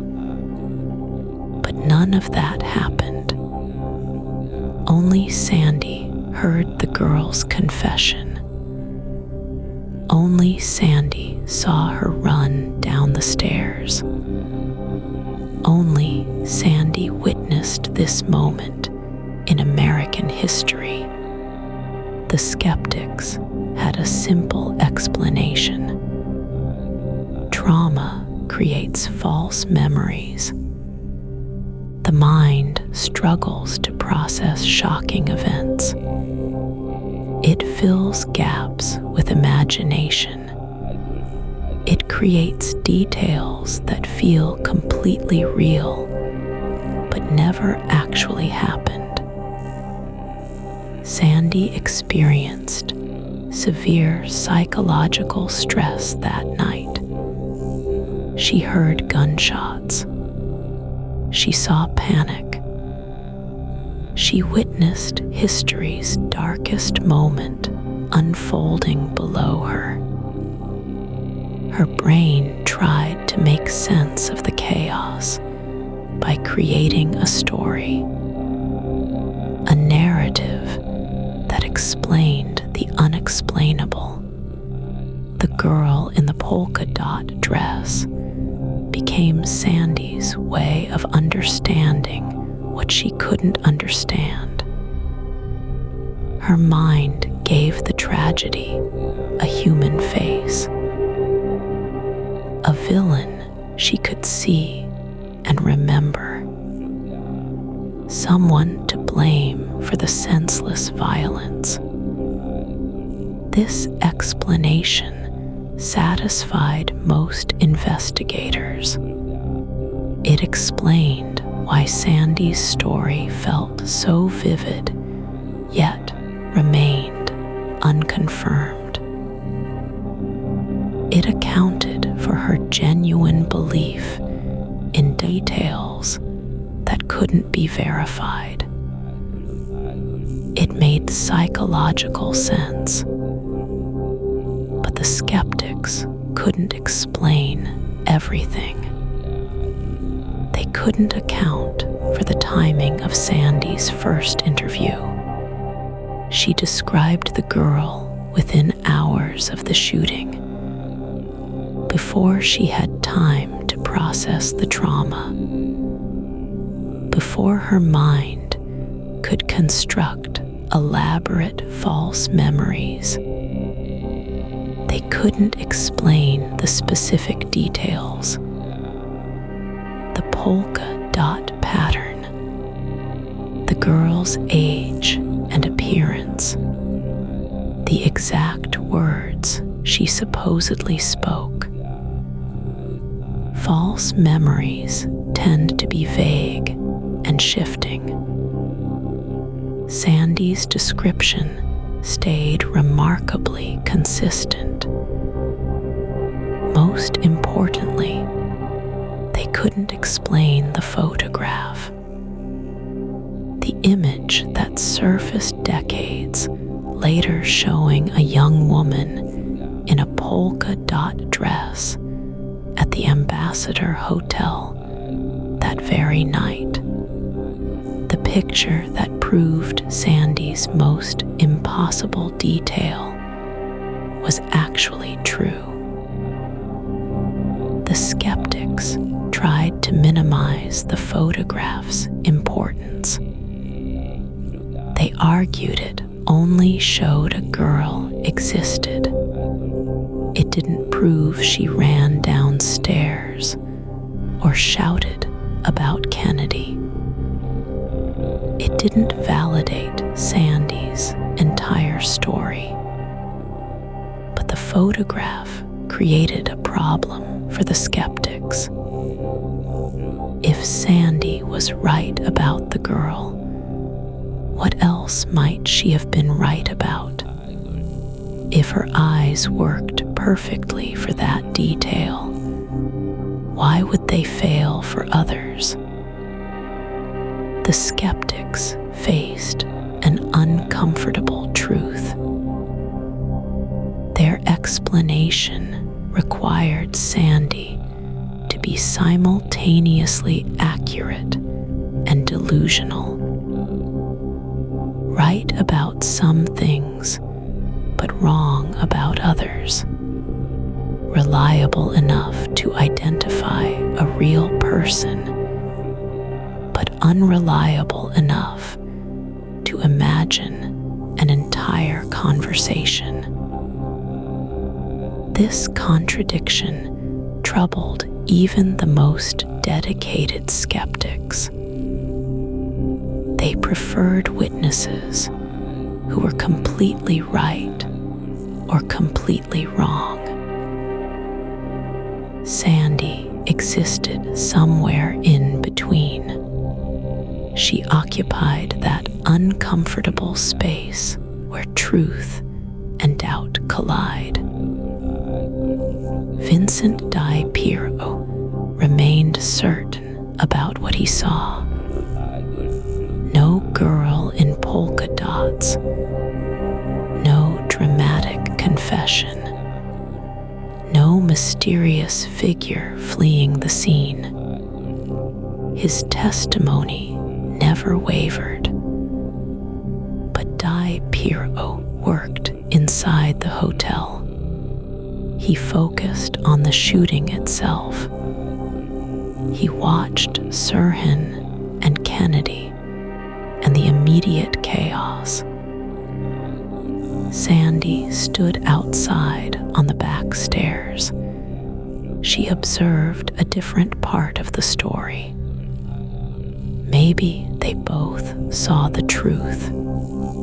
Maybe the assassination was big enough to contain multiple realities. Maybe the Ambassador Hotel held more secrets than any single witness could capture. The skeptics built their case on logic and probability. They constructed reasonable explanations for unreasonable events. They made Sandy's story sound impossible. But impossibility has a way of becoming truth when you're not looking. Sometimes the detail that makes no sense is the only one that matters. Sometimes the witness everyone doubts is the only one telling the truth.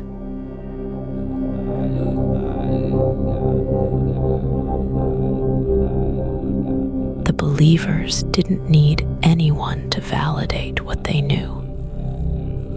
They carried their certainty like a stone in their pocket, smooth and solid and impossible to ignore.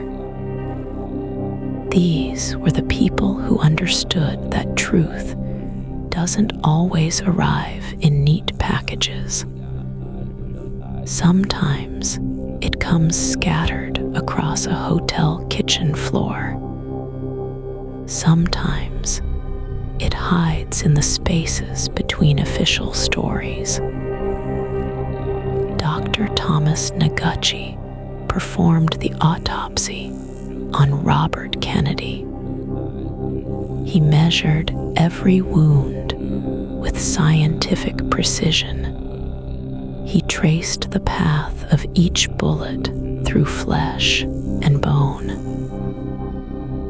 The coroner's findings painted a picture that didn't match the official story. Kennedy was shot from behind. The fatal bullet entered at the base of his skull. The powder burns on his skin told Noguchi that the gun was fired from no more than 3 inches away. Maybe less. Sirhan Bishara Sirhan stood in front of Kennedy. Every witness agreed on this fact. The busboy who shook Kennedy's hand saw Sirhan approach from the front. The security guards saw him fire from several feet away.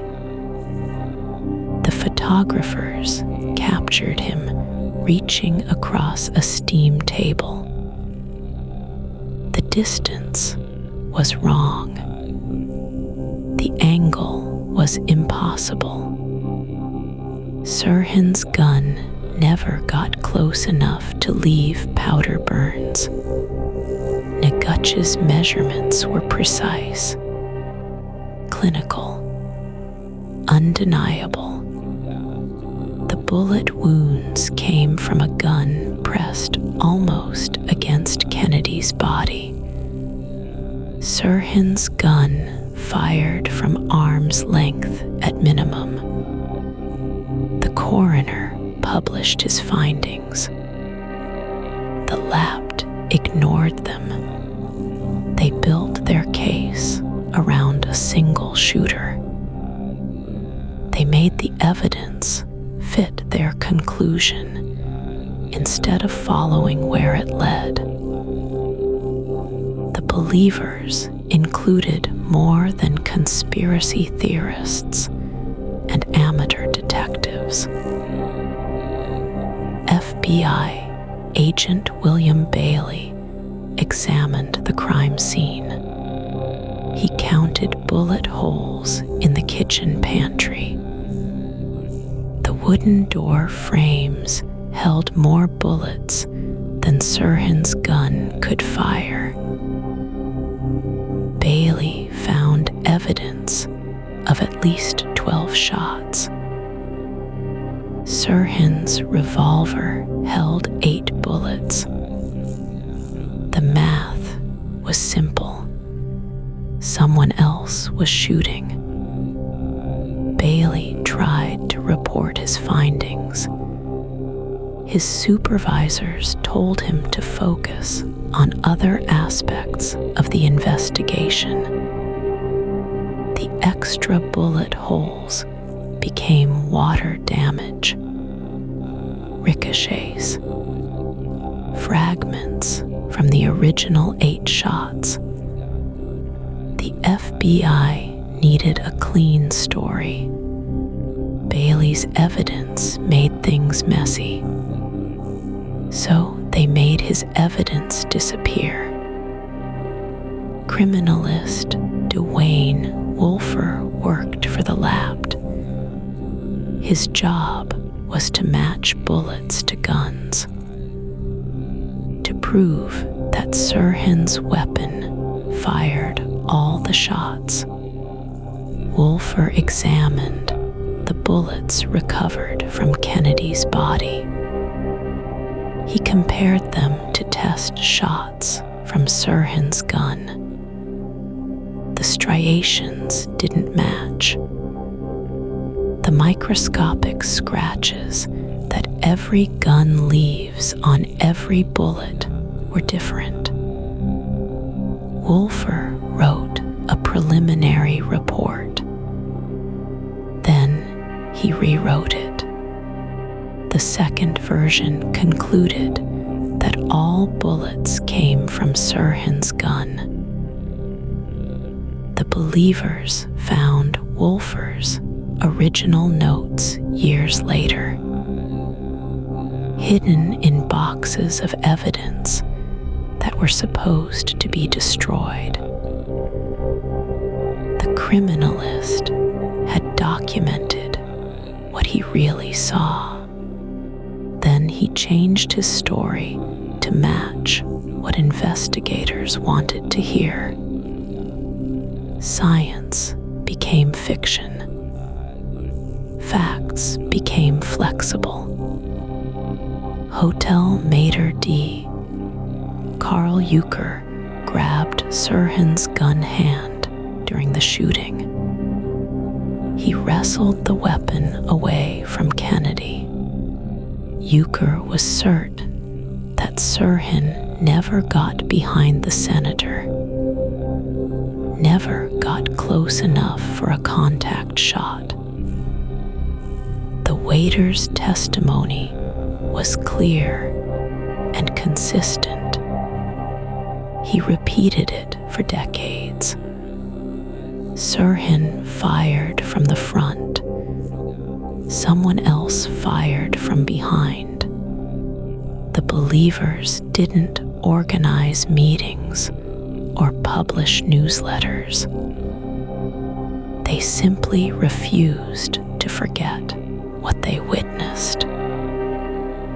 They carried their knowledge quietly, like people who had seen something beautiful and terrible that others couldn't understand.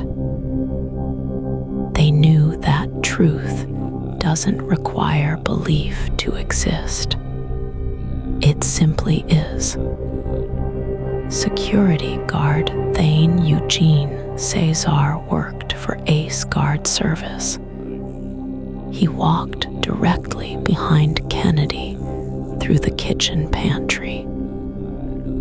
Cesar carried a gun. He drew his weapon when the shooting started. He claimed he never fired, but witnesses saw him pull his gun. They saw him in the perfect position for the shots that killed Kennedy. Cesar quit his job the next day. He moved out of state. He avoided interviews for years. The believers tracked down Cesar decades later. They found him living quietly in the Philippines. He still claimed innocence, but his story had changed. Small details that didn't match his original statements. Timing that didn't align with the evidence. The security guard had become another piece of the puzzle that didn't fit the official picture. Coroner Noguchi never changed his findings. The wounds came from behind, from close range, from a gun that wasn't Sirhan's. The doctor's certainty never wavered. He had measured death with scientific precision. The measurements didn't lie, even when everyone else did. The believers understood something that skeptics missed. Truth doesn't need to be believed to be true. It exists independent of acceptance or denial. The bullets told their own story. The wounds spoke their own language. The evidence painted its own picture. And that picture looked nothing like the official version of what happened in the Ambassador Hotel kitchen.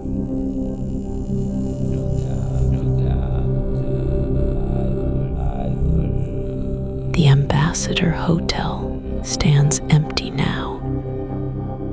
Its windows stare blindly at Wilshire Boulevard. The grand lobby where celebrities once danced has been stripped bare. But the kitchen corridor remains unchanged. The same narrow passage where Robert Kennedy fell. The same concrete walls that absorbed the echoes of gunshots. You can still trace the path Kennedy took that night. From the ballroom stage through the swinging doors, down the service hallway toward the waiting car. His route never varied. The hotel staff knew exactly where he would walk. Anyone with access to the building could have positioned themselves perfectly. The acoustics in that corridor tell their own story. Sound bounces off hard surfaces in strange ways. A gunshot from one direction can seem to come from another. Multiple weapons firing create overlapping echoes. Witnesses described hearing different numbers of shots because they were hearing the same bullets reflected off walls and ceiling. But the physical evidence speaks louder than memory. The bullet holes in the door frames, the impact marks on the concrete, the trajectory angles that investigators measured with mathematical precision. These marks remain frozen in time like fossil impressions of violence. Coroner Thomas Noguchi examined every wound with scientific care. The fatal shot entered behind Kennedy's right ear. The powder burns on his skin showed the gun was fired from inches away, less than 3 inches according to Noguchi's measurements. Close enough to touch. Sirhan Bishara Sirhan stood several feet in front of Kennedy. Witnesses placed him at least 3 feet away when he fired. The angles don't match. The distance doesn't work. The powder burns prove someone else pulled the trigger that killed the senator. The second gun becomes more than theory when you map the ballistics. 8 bullets were recovered from the scene. Sirhan's revolver held 8 rounds. Simple math suggests 1 shooter, but 3 additional bullets were found embedded in the door frame. 11 bullets total. 8 in the gun plus 3 in the wood equals 11 shots fired. Sirhan's weapon couldn't fire 11 bullets without reloading. No witness saw him reload. No witness saw him with extra ammunition. The math forces an uncomfortable conclusion. Someone else was shooting in that kitchen corridor. The lapped, destroyed evidence before independent experts could examine it. The door frames with bullet holes were removed and burned. The ceiling tiles with impact marks disappeared. Photographs of the crime scene vanished from evidence files. The physical proof was systematically eliminated. But some evidence survived the purge. Audio recordings captured the sound of gunshots. Acoustic experts analyzed the recordings years later. They identified 13 distinct gunshot sounds, 13 shots from weapons that could only hold 8 bullets each. The mathematics of murder don't lie.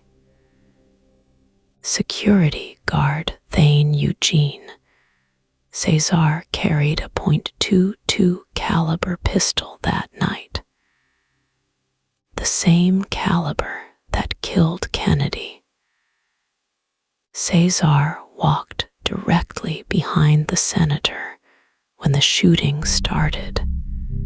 His position matched the trajectory of the fatal bullet perfectly. He drew his weapon during the chaos. Multiple witnesses saw his gun in his hand. Cesar claimed he never fired, but his story changed over the years. First, he said his gun wasn't drawn.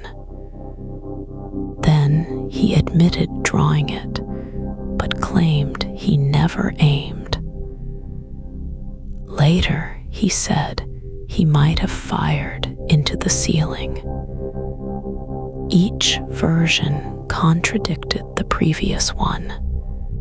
Truth doesn't shift like sand in the wind. The hotel's architecture created perfect conditions for confusion. Multiple exits and entrances. Service corridors that connected to loading docks. Staff areas hidden from public view. Someone familiar with the building could appear and disappear like smoke.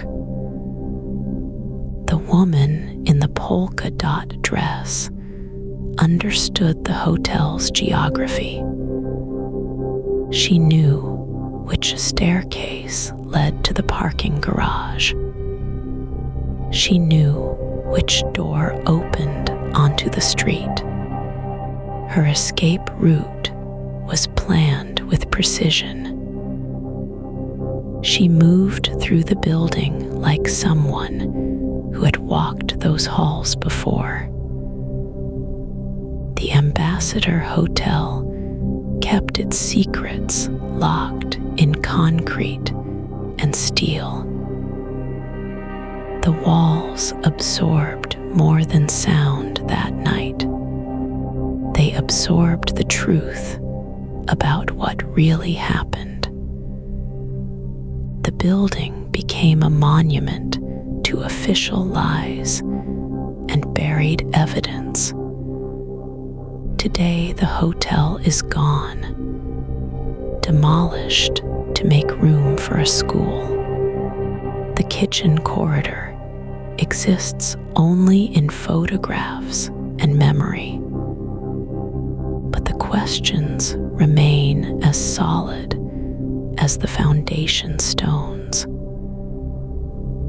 The second gun nobody talks about fired the shots that changed American history. The land remembers what people choose to forget. The ground beneath the Ambassador Hotel holds the weight of unanswered questions. The earth doesn't lie about what it has witnessed. It simply waits for someone brave enough to dig for the truth buried in its depths.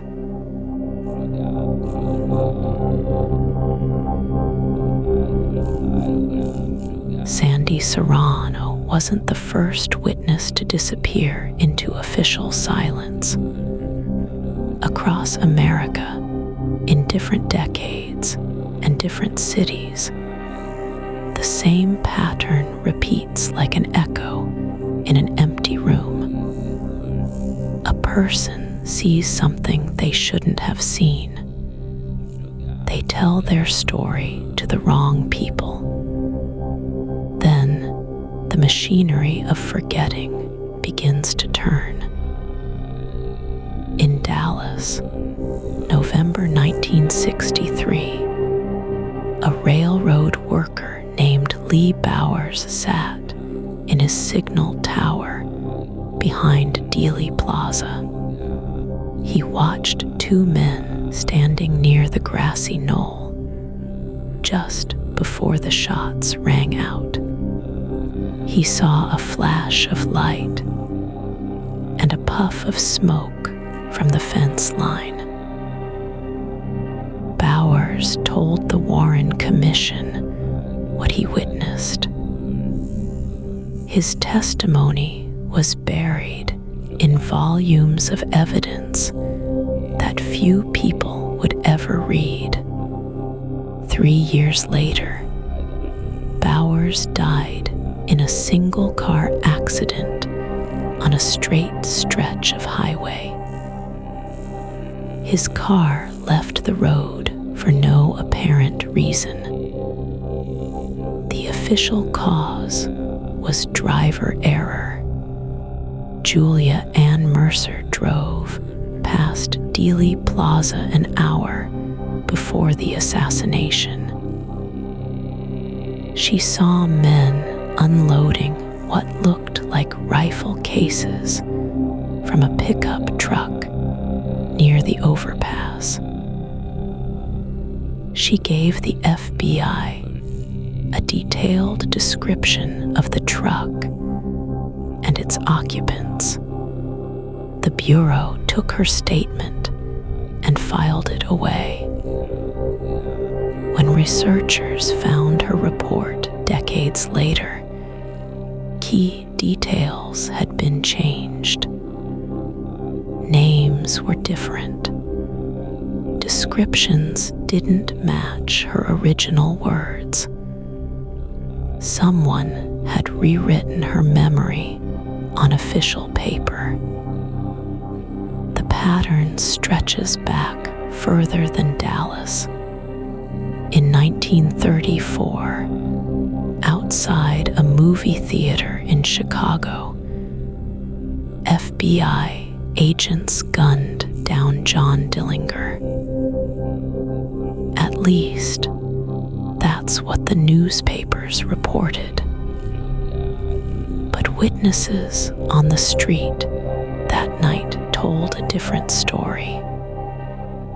The man who died didn't look like Dillinger. His height was wrong. His scars were in the wrong places. Several people tried to tell reporters what they really saw. Their stories never made it into print. One witness, a theater employee named Jimmy Lawrence, disappeared entirely. His family never heard from him again. The machinery works the same way every time. First comes the interview. Friendly agents or detectives who just want to hear your story. They take notes and nod sympathetically. They promise to follow up on your information. Then comes the second interview. Different people this time. Harder questions. They point out inconsistencies in your account.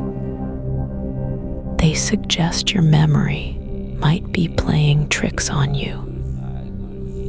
They explain how trauma can distort what people think they saw. The third interview isn't really an interview at all. It's a correction session. They show you statements from other witnesses that contradict your story. They present evidence that proves you couldn't have seen what you claim to have seen. They offer you a chance to revise your account, to remember things more clearly, to align your story with the official version of events. If you refuse to cooperate, the pressure increases. Your employer receives calls about your reliability. Your neighbors hear rumors about your mental state. Your family faces unexpected scrutiny from government agencies. The message becomes clear without anyone saying it directly.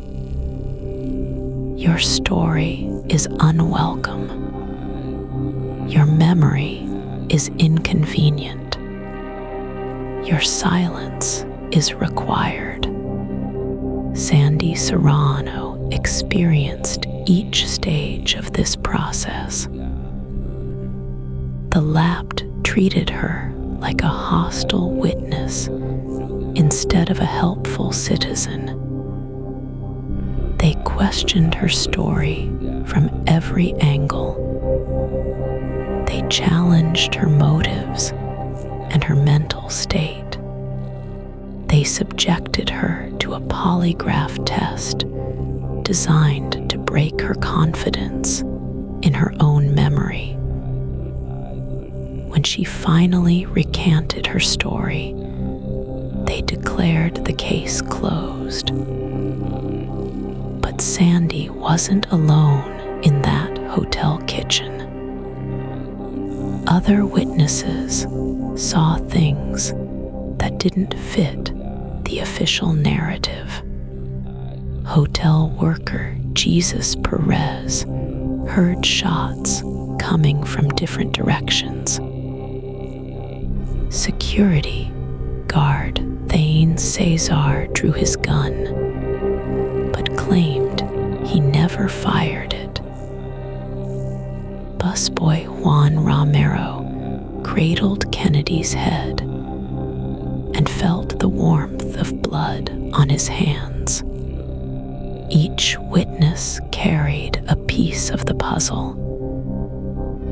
Each piece contradicted the simple story of a lone gunman. The same pattern played out with each of them. Pressure, doubt, revision. The official story grew stronger as individual memories grew weaker. The truth became whatever the authorities said it was. The witnesses learned to forget what they had seen with their own eyes. This is how democracy dies in small rooms with fluorescent lights and tape recorders, not with dramatic speeches or military coups, but with quiet conversations that convince ordinary people their memories can't be trusted. The machinery of forgetting operates in police stations and government offices across the country. It turns witnesses into doubters and doubters into believers in official lies. Sandy Serrano's story isn't unique. It's part of a larger American tradition of making inconvenient truths disappear. The woman in the polka dot dress represents more than one person's testimony.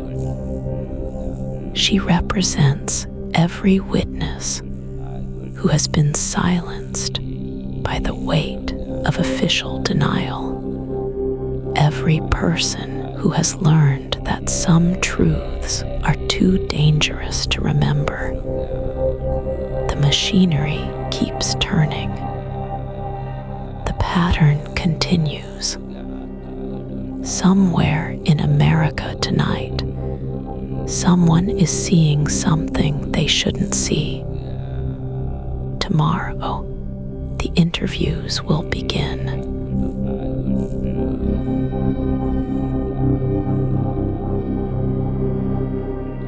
tapes existed once. Real magnetic tape spinning on real machines in real rooms. Hours of recorded conversations between lapped investigators and witnesses.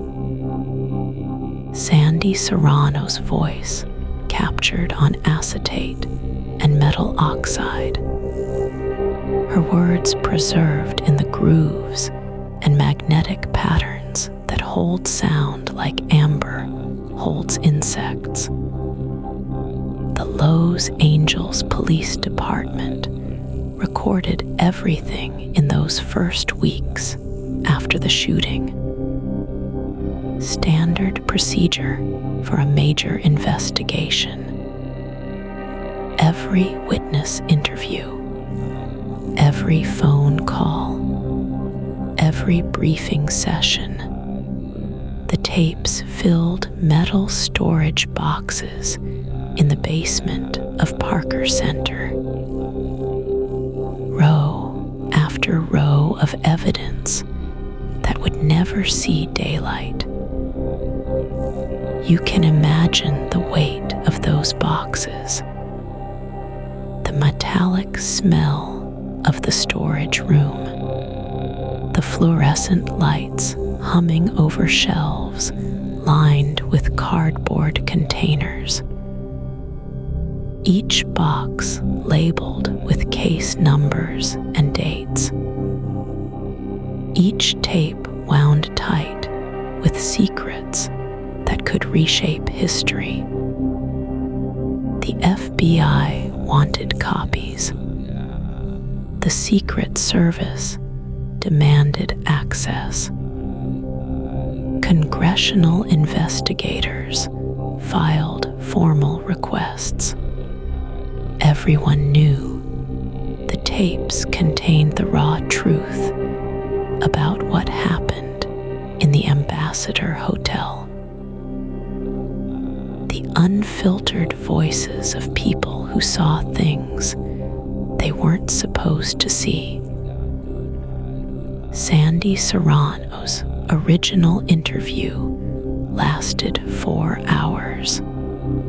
Her voice steady and clear as she described the woman in the polka dot dress. The man with dark skin and curly hair.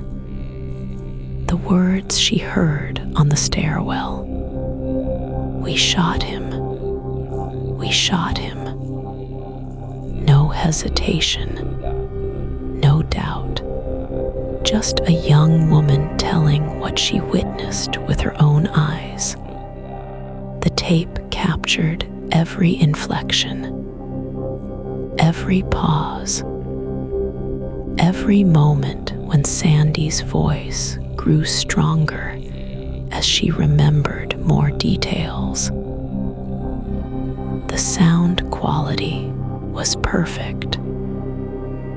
Professional equipment operated by trained technicians. The kind of recording that would hold up in any courtroom in America. Other tapes contained similar stories. Hotel workers describing multiple gunmen. Security guards reporting shots from different directions. Witnesses who saw things that didn't match the official timeline. Their voices preserved on magnetic tape like pressed flowers in a book. The lapped kept careful logs of every recording. Date stamps, time codes, chain of custody documentation. The kind of meticulous record keeping that makes evidence bulletproof in court. Everything properly cataloged and stored according to department regulations. Then tapes started disappearing. Not all at once. That would have been too obvious. One box here, a few reels there, always with proper paperwork, always with official authorization. The logs showed routine disposal of outdated materials, standard archival procedures. Nothing unusual about discarding old evidence from closed cases. The Sandy Serrano tapes vanished first. Her 4-hour interview simply ceased to exist. The storage log showed it had been transferred to federal custody, but the FBI had no record of receiving it. The Secret Service claimed they never requested it. The tape existed in the space between agencies where inconvenient evidence goes to die. Congressional investigators arrived at Parker Center in 1975, demanding access to witness recordings. They found empty shelves where the boxes used to sit, gaps in the filing system like missing teeth. The duty sergeant apologized.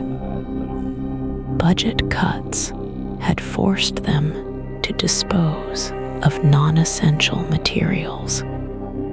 The tapes had been degaussed and recycled years earlier. A few recordings survived in unexpected places.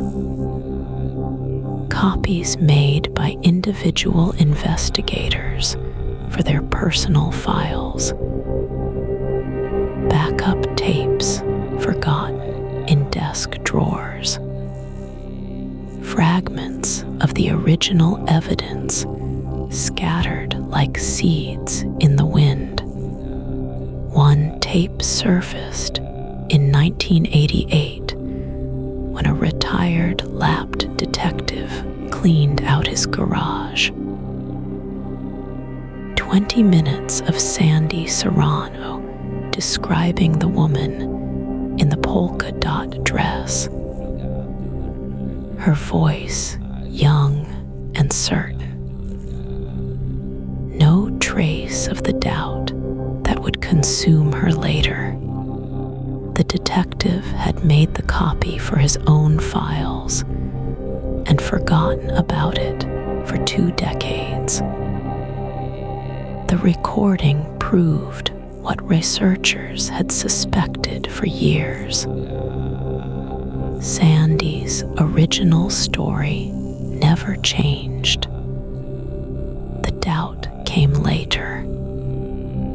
The confusion was manufactured. The tape captured her truth before the machinery of forgetting began its work.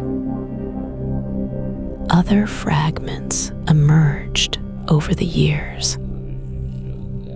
A hotel security guard describing multiple shooters. A busboy reporting gunshots from the wrong direction. Voices from the past contradicting the official story with stubborn consistency. The tapes that survived became holy relics for researchers and conspiracy theorists. Physical proof that other stories existed, that the official version wasn't the only version, that somewhere in the magnetic patterns of oxidized metal, the truth waited to be heard. Most of the recordings are gone forever, erased or destroyed or lost in the bureaucratic maze of evidence storage. The voices silenced not by time, but by intention, the careful elimination of inconvenient facts from the historical record. But magnetic tape is persistent. Sound waves leave traces in metal oxide that resist complete erasure. Forensic audio specialists can sometimes recover ghost voices from supposedly blank reels. Whispers of deleted conversations, fragments of erased truth. The tapes that vanished tell their own story. Their absence speaks as loudly as their presence ever could. In the empty spaces where evidence used to exist, you can hear the sound of democracy forgetting itself.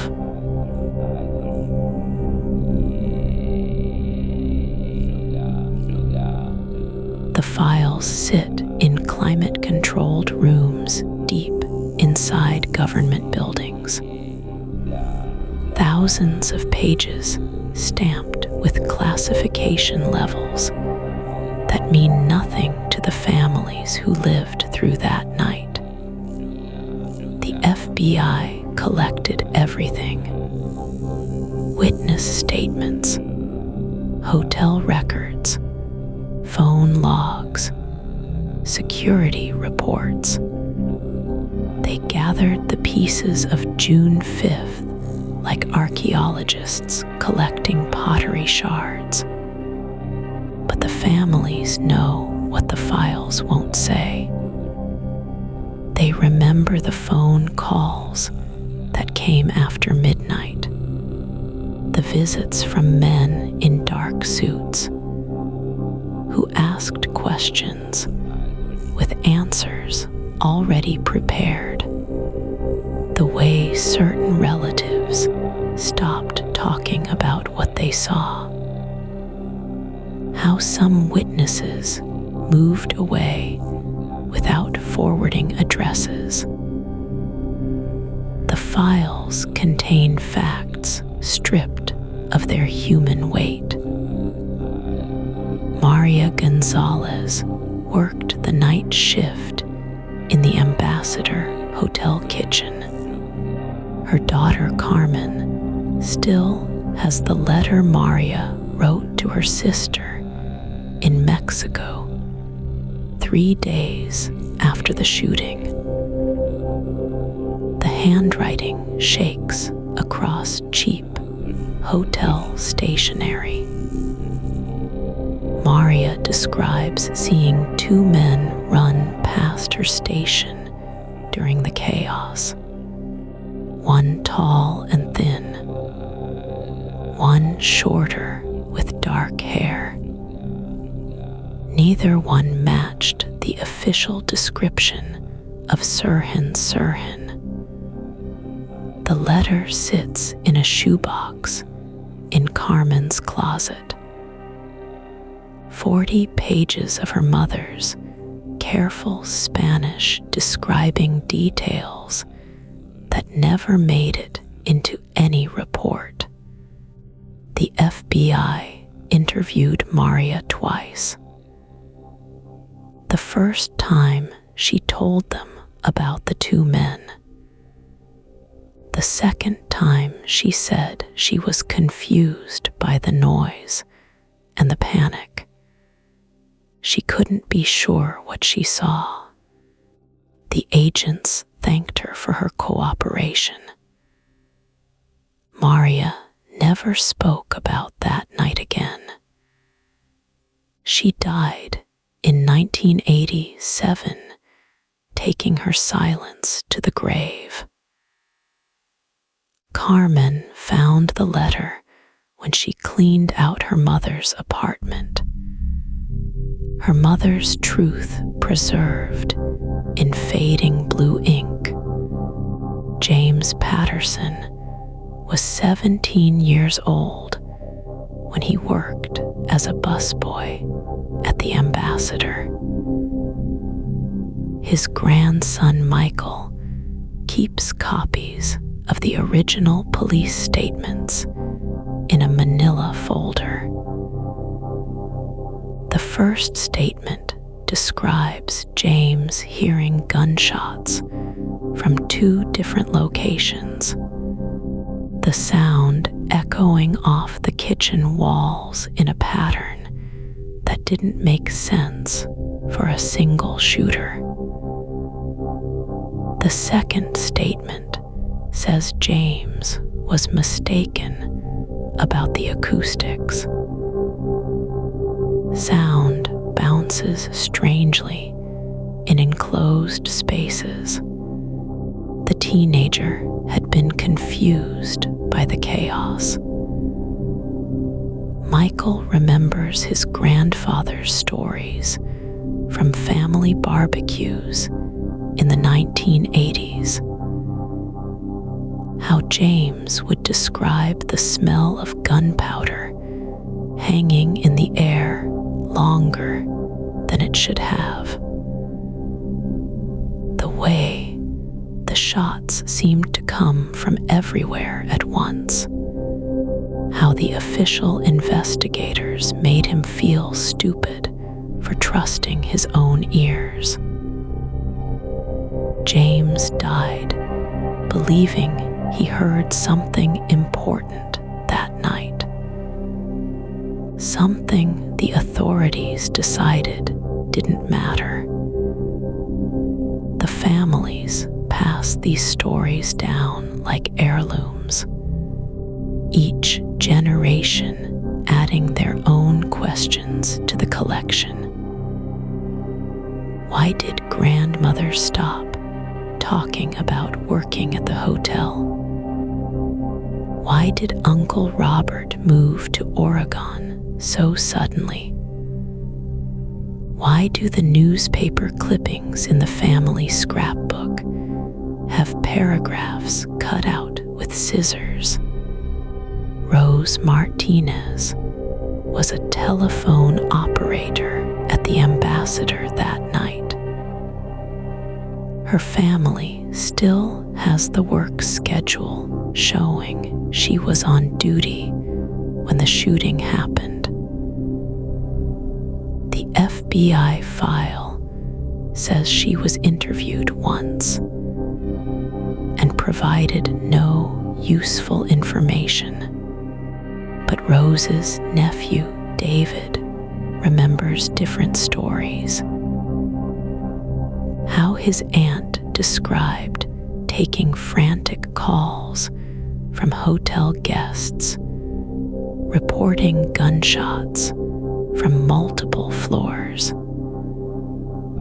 Calls that came in before the official shooting time.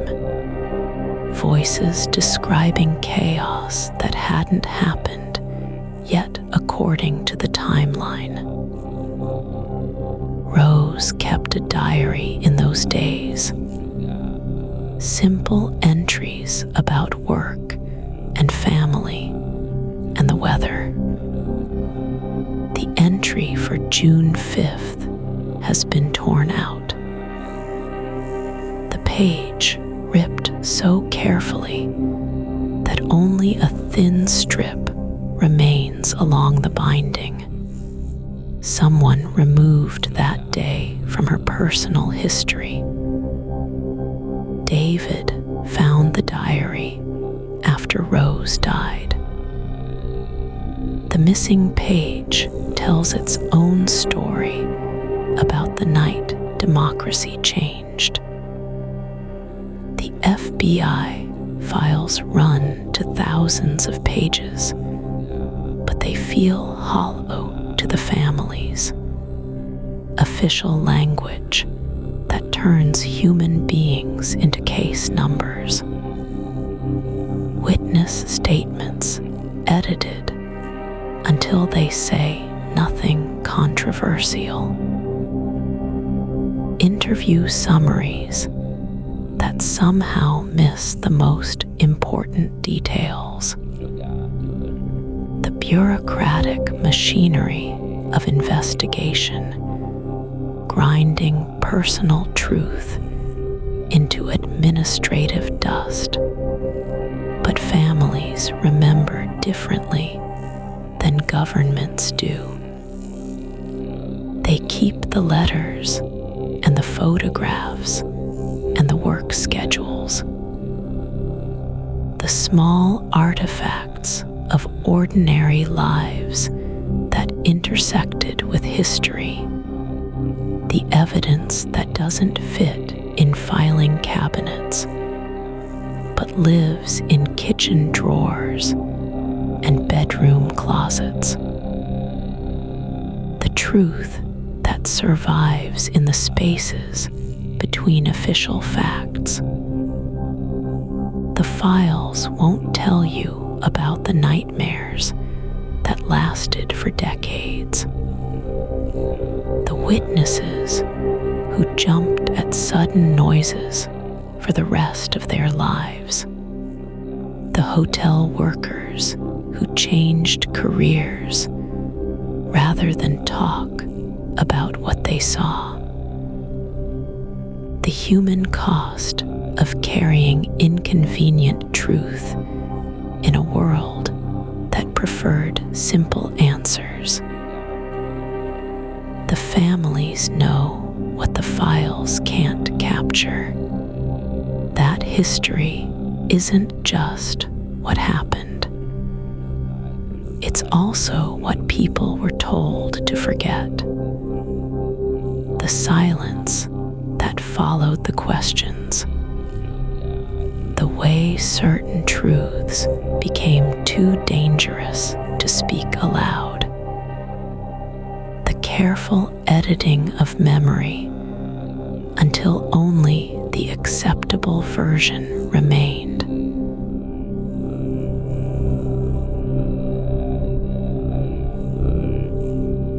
Sandy Serrano never wanted to be famous. She was 20 years old and working as a key punch operator. She lived with her parents in a small house in Pasadena. She liked Robert Kennedy because he seemed to care about people like her family, working people, people who didn't have much but believed in something better. The night of June 4th, 1968, she put on her best dress and drove to the Ambassador Hotel. She wanted to be part of history. She wanted to see the man who might become president. She found a spot on the fire escape stairs where she could watch the crowd below. The concrete steps were cool under her legs. The night air carried the sound of cheering from inside the hotel. Then everything changed. Two people ran up those stairs past her. A woman in a polka dot dress and a man in a dark suit. The woman was excited, almost giddy. She said something that would haunt Sandy for the rest of her life. "We shot him. We shot him." When Sandy asked who they shot, the woman smiled. "Senator Kennedy." Sandy ran down those stairs and into chaos. Police cars and ambulances. reporters shouting questions, the smell of cigarettes and fear thick in the air. She told her story to anyone who would listen. A young woman who saw something important, a witness to what might have been a conspiracy. The police took her statement. The FBI interviewed her. She appeared on television news programs. She told the same story every time. Two people on the stairs. The woman's words. The timing that suggested they knew what happened before anyone else did. Sandy believed she was helping. She thought the truth mattered. But the investigators didn't want her truth. They wanted her to change it. They brought her back for more interviews. They asked the same questions over and over. They told her she was confused. They said she misheard what the woman said. They suggested her memory was playing tricks on her. The pressure was gentle at first. Then it became something else. They gave her a polygraph test. The machine with its wires and needles that supposedly measured truth. Sandy had never taken one before. She was nervous. The examiner was aggressive, hostile. He told her she was lying. He said the machine proved she made everything up. He kept pushing until she broke down crying. Until she said maybe she was wrong. Maybe she didn't hear what she thought she heard. The newspapers reported that Sandy Serrano had recanted her story, that she admitted she was mistaken, that there was no woman in a polka dot dress. The witness who might have changed everything became just another confused bystander. Another person who got caught up in the emotion of a tragic night. But Sandy never really recanted. Not in her heart. She knew what she saw. She knew what she heard. The polygraph didn't change that. The pressure from investigators didn't erase her memory. She just learned that some truths are too dangerous to keep telling. Some stories make people uncomfortable. Some witnesses become inconvenient. Years passed. Sandy got married and moved away from Los Angeles. She raised children and worked regular jobs. She tried to live a normal life, but reporters still found her. Researchers still called. People who believed her story and wanted her to tell it again. She usually said no. She had learned the cost of being a witness to history. When she did speak, her voice was different, quieter, more careful. She would say she saw something that night, something that didn't fit the official story. But she wouldn't push it. She wouldn't insist. She had been broken by the system, and she knew it. The young woman who ran down those stairs, full of urgent truth, had become someone who spoke in whispers. The woman in the polka dot dress became a symbol, a piece of the Kennedy assassination puzzle that never quite fit. Researchers wrote books about her.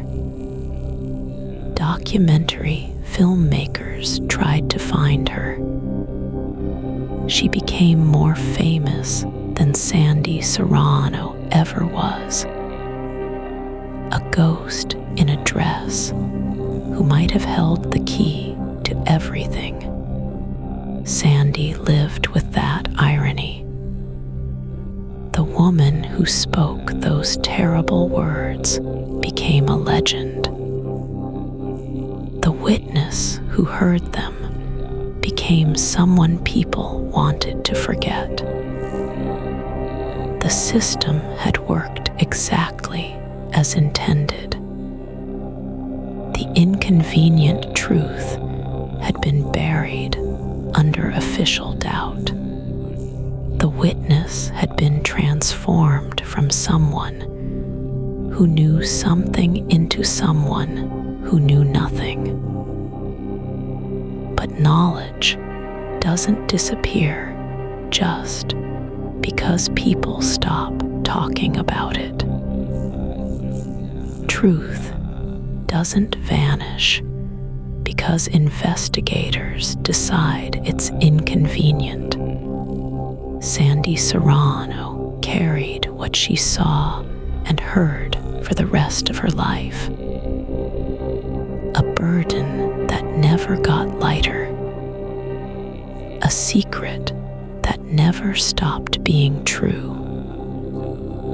The woman who wouldn't stay quiet, even when staying quiet became the only way to survive.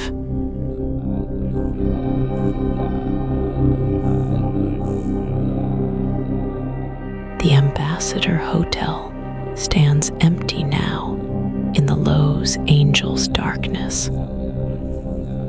Wilshire Boulevard hums with late-night traffic, but the old building sits silent behind its chain-link fence. The windows stare out like dead eyes. The neon sign that once welcomed presidents and movie stars has been dark for years. You can walk the perimeter if you want. Feel the cool night air against your skin. The palm trees rustle overhead like whispered secrets. The city lights blur into soft halos in the marine layer that rolls in from the Pacific. This is the hour when ghosts walk, when the past bleeds through the present like watercolors in rain. The pantry where Robert Kennedy fell is gone now, demolished, erased, but the space where it stood still holds the memory. The concrete foundation remembers the weight of bodies. The electrical conduits remember the flash of cameras. The walls that witnessed everything were torn down, but the earth beneath them keeps its secrets. Sandy Serrano would be an old woman now if she's still alive. Somewhere in America, maybe she sits by a window on nights like this.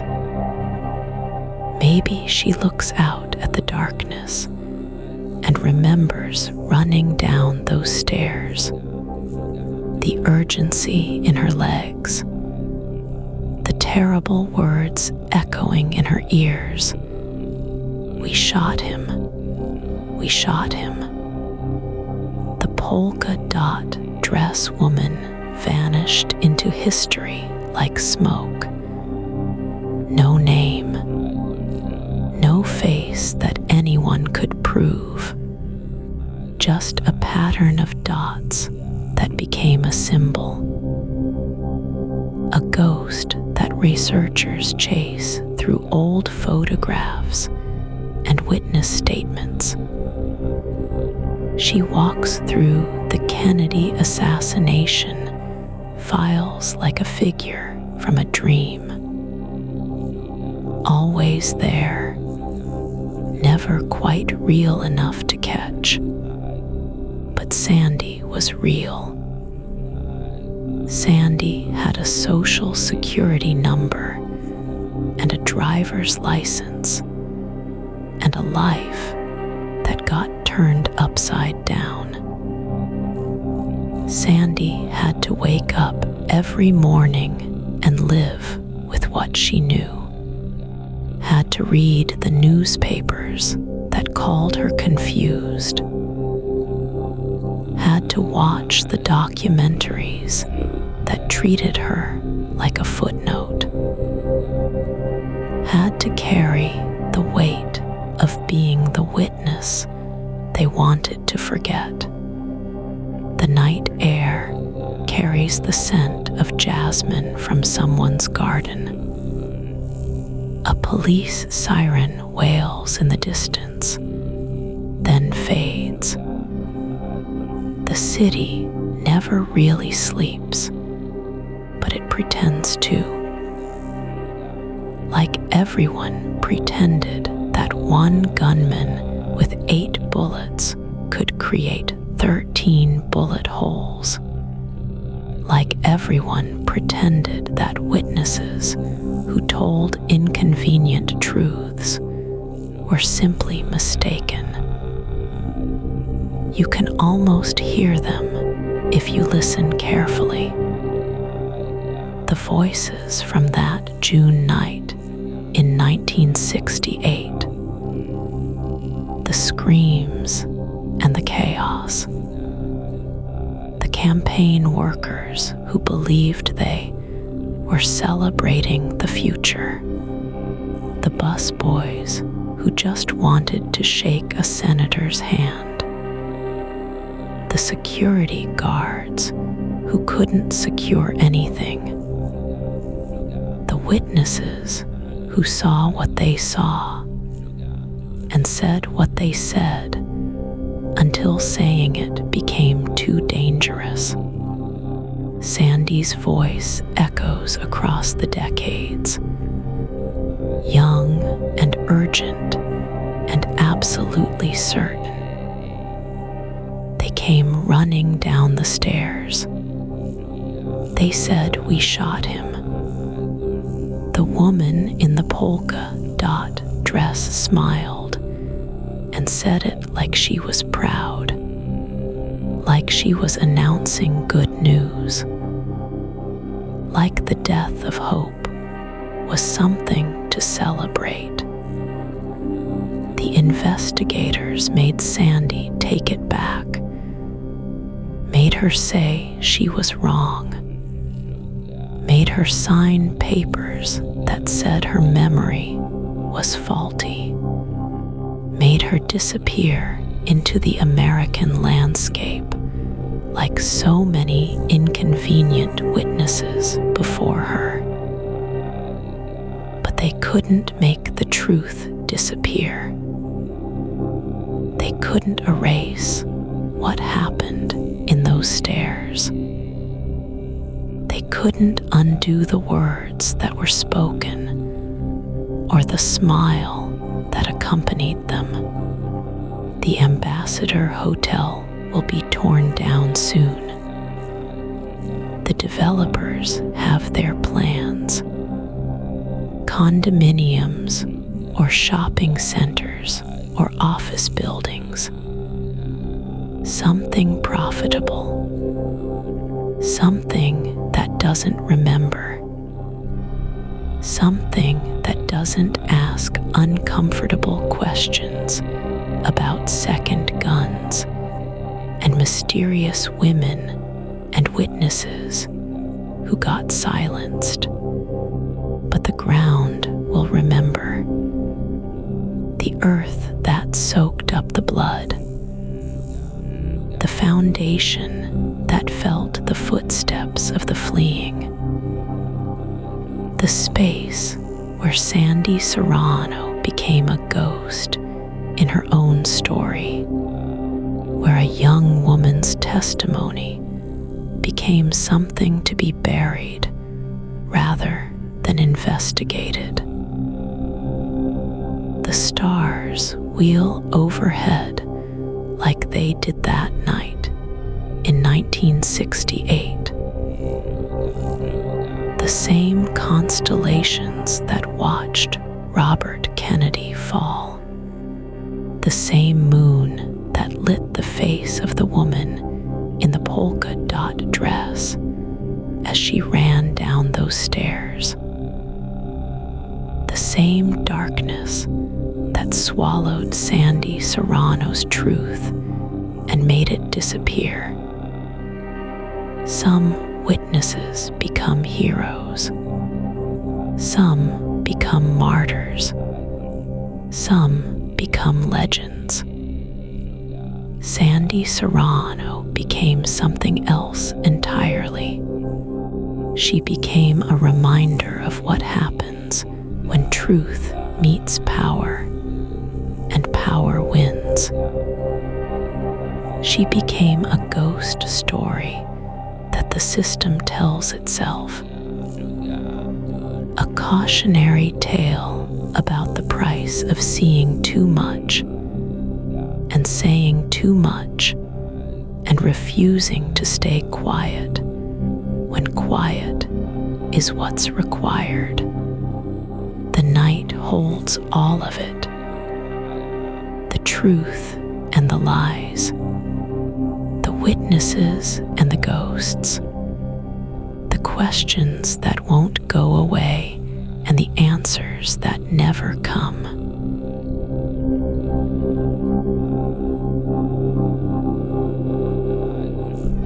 The legacy of that June night spreads like ripples on dark water. It touches everything, changes everything, creates a new way of seeing the world where official stories become suspect and witnesses become dangerous. In Los Angeles, a generation grows up knowing that truth is fragile. That power has teeth. That sometimes the most important stories are the ones that get buried deepest. The Ambassador Hotel stands empty for decades after that night. Its grand ballrooms echo with ghosts. Its corridors remember footsteps that ran toward freedom and never made it. The building becomes a monument to questions. Tour guides whisper about the woman in the polka dot dress, about the witness who got silenced, about the shots that don't add up, and the evidence that disappeared. The hotel's demolition in 2005 feels like another cover-up. Another way to erase the inconvenient past. But you can't demolish memory. You can't tear down the stories that people carry in their hearts. The truth that lives in the shadows finds new places to hide, new voices to speak through, new witnesses to remember what the system wants forgotten. Sandy Serrano's story becomes folklore, not the sanitized version that the lab approved. The real version, the one that gets passed down in whispers at dinner tables and late-night conversations. The one that reminds people that ordinary citizens can see extraordinary things, that young women can witness history, that truth-telling is both a gift and a curse. The story changes how people watch the news, how they read official reports, how they listen to government explanations. When authorities say case closed, people remember Sandy Serrano. They remember how quickly a witness can become a problem, how easily testimony can be twisted into lies. In journalism schools, professors use Sandy's case as a teaching tool. They show students what happens when reporters stop asking questions, when investigations become exercises in damage control, when the story becomes more important than the truth. Her polygraph tape becomes required listening, a masterclass in psychological pressure disguised as fact-finding.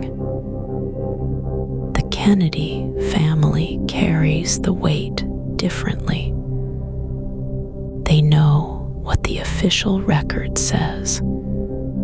They know what the witnesses claimed. They know that some questions will never have answers that satisfy everyone.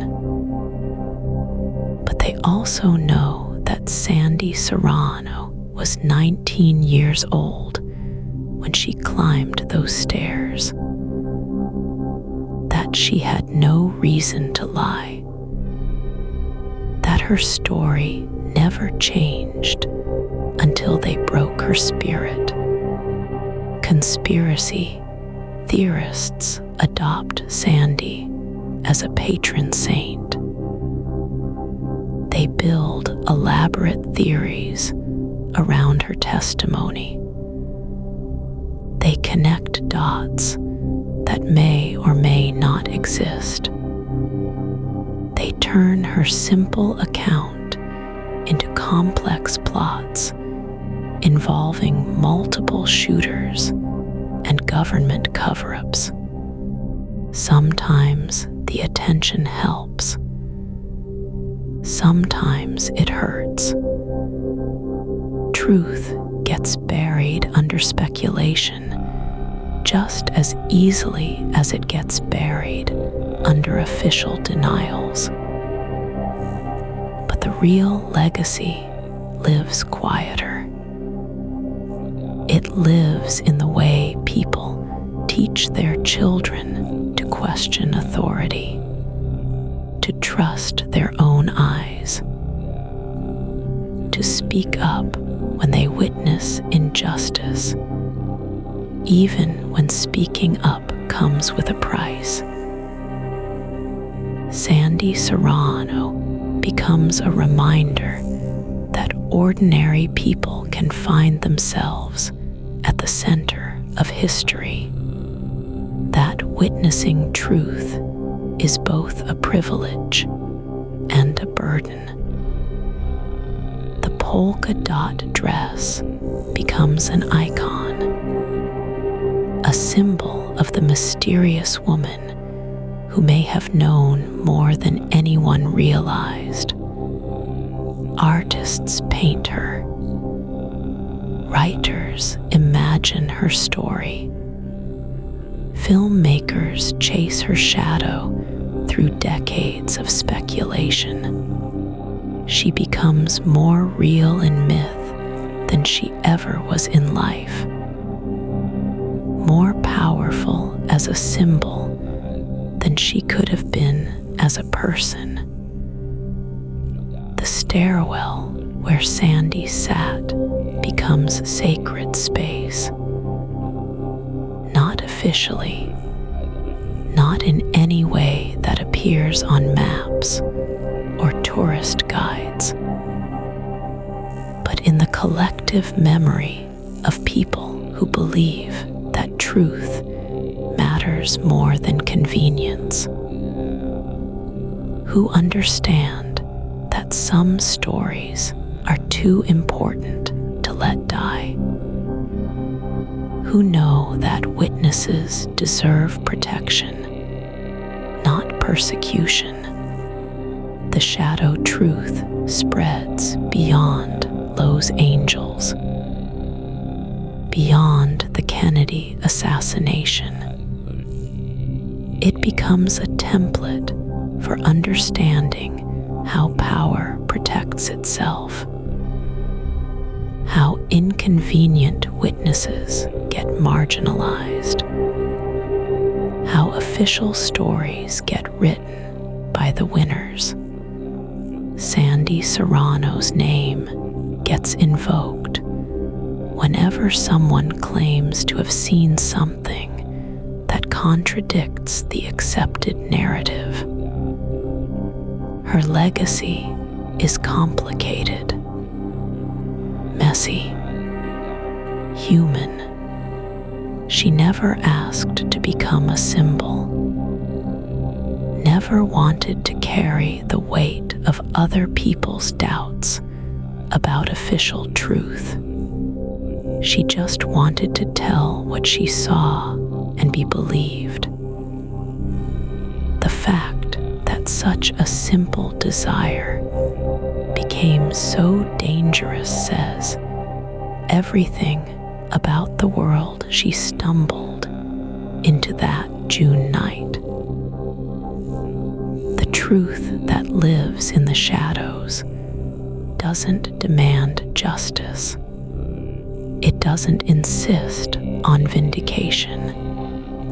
It simply exists, patient as stone, persistent as water, waiting for the right moment to surface again, waiting for someone brave enough to listen, someone young enough to believe that truth still matters, someone foolish enough to think that one voice can make a difference. The shadows remember everything. They remember Sandy Serrano. They remember the woman in the polka dot dress. They remember the shots that don't add up and the questions that won't go away.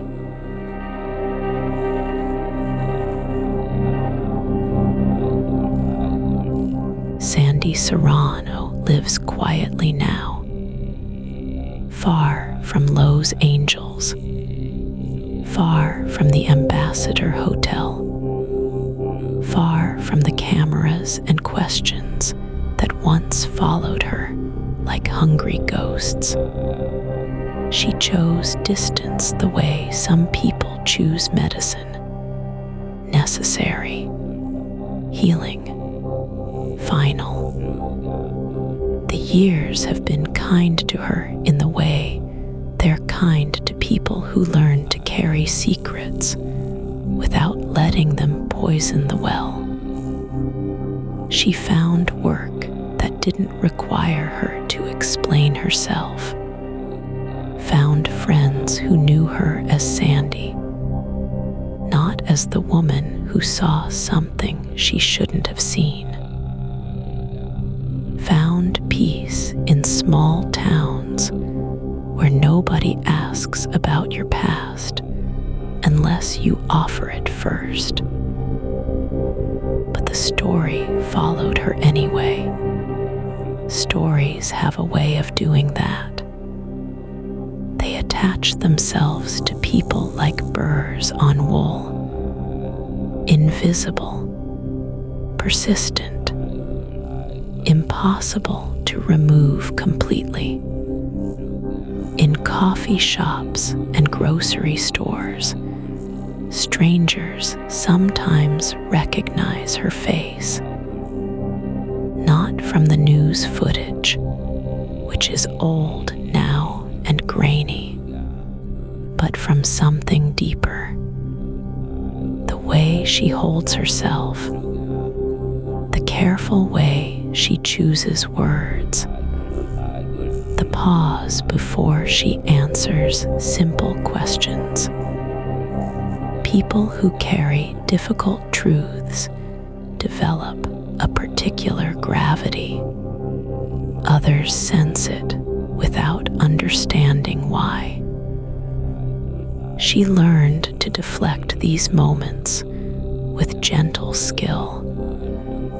A smile, a change of subject, the practiced art of becoming invisible in plain sight. She discovered that most people don't really want to know anyway. They want the comfort of believing someone else knows.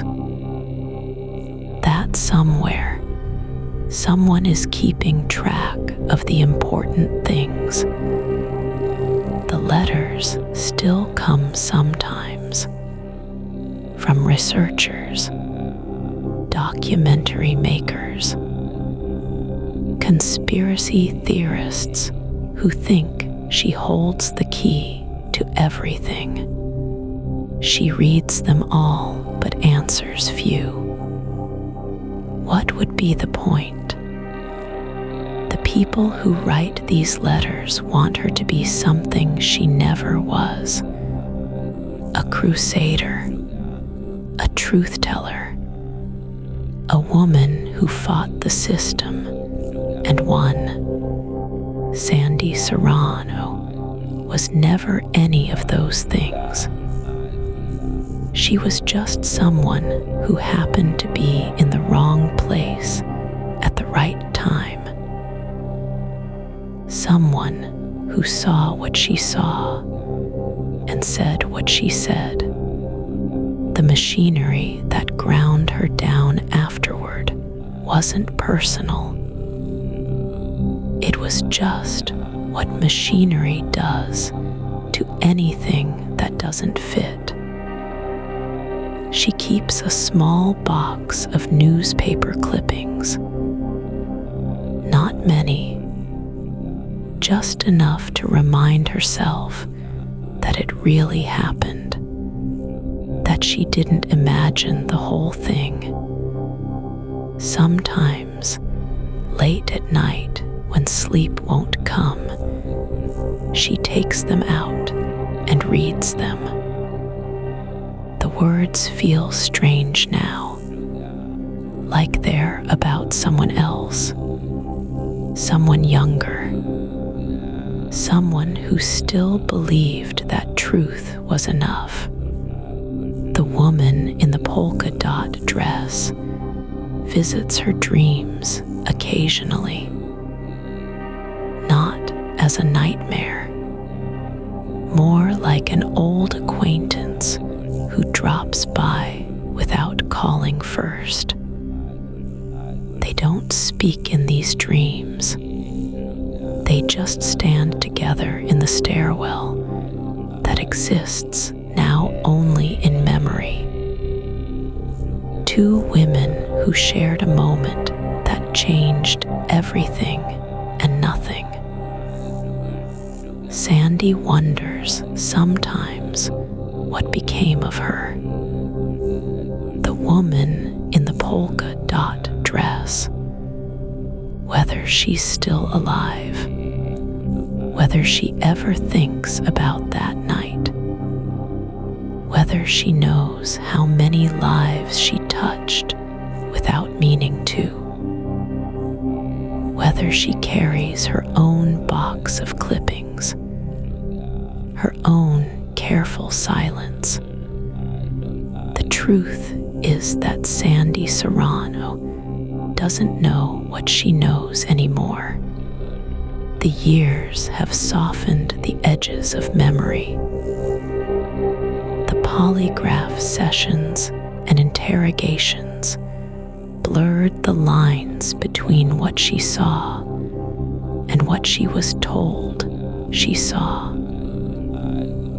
between what happened and what was supposed to have happened. But something remains, solid as bedrock beneath shifting sand. She was there. She saw something important enough that powerful people worked very hard to make her forget it. That fact alone feels like truth enough. She's made peace with uncertainty, with never knowing for sure, with carrying questions instead of answers. It's a particular kind of wisdom that comes from surviving something that was never meant to be survived. The knowledge that some stories don't have endings. They just have people who remember them. Sandy Serrano remembers. Not everything, not perfectly, but enough. She remembers the weight of that June night, the feeling of standing at the edge of history, the moment when she realized that seeing the truth and being believed were two entirely different things. She lives with that knowledge now like people live with old injuries. It aches sometimes when the weather changes, but mostly it's just part of who she is, part of the landscape of her life, a reminder that the world is stranger and more dangerous than most people want to believe. And maybe that's enough. Maybe being a witness was never about changing anything. Maybe it was just about being present, about refusing to pretend that what happened didn't happen, about carrying the memory forward into whatever comes next. The shadows remember Sandy Serrano, and Sandy Serrano remembers the shadows.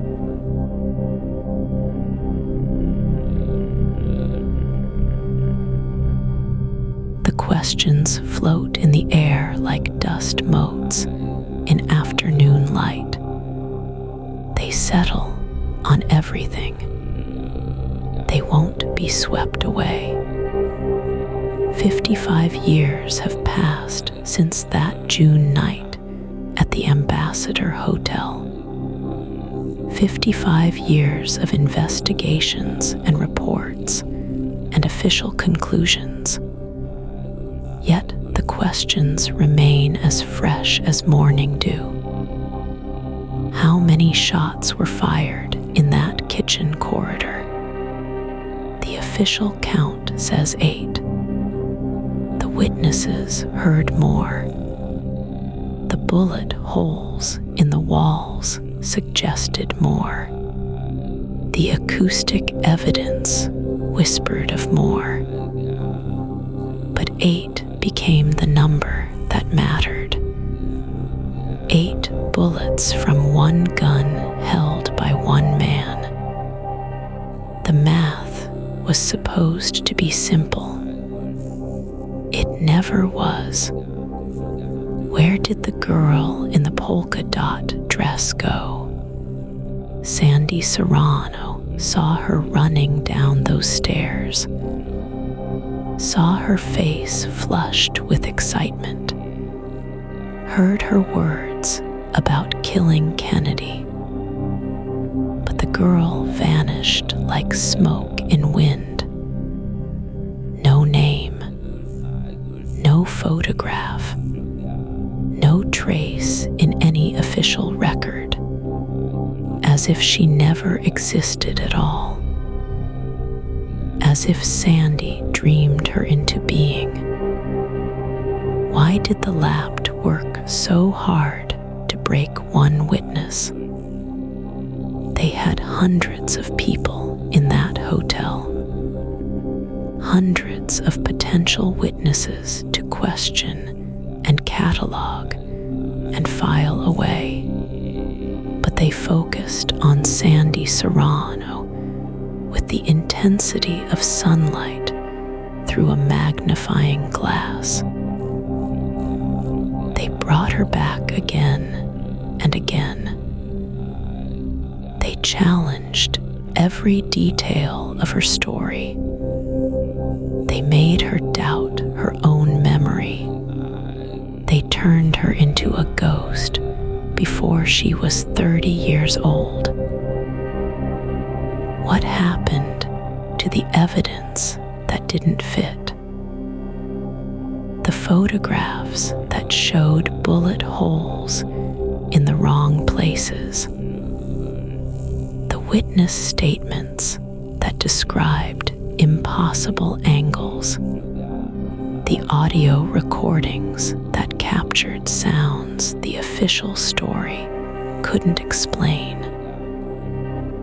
They disappeared into filing cabinets and evidence rooms.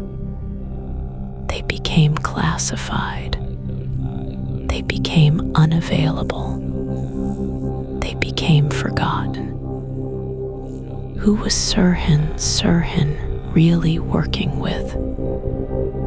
The young Palestinian man with his notebook full of strange writings, his gaps in memory, his behavior that night that witnesses described as almost mechanical, almost programmed.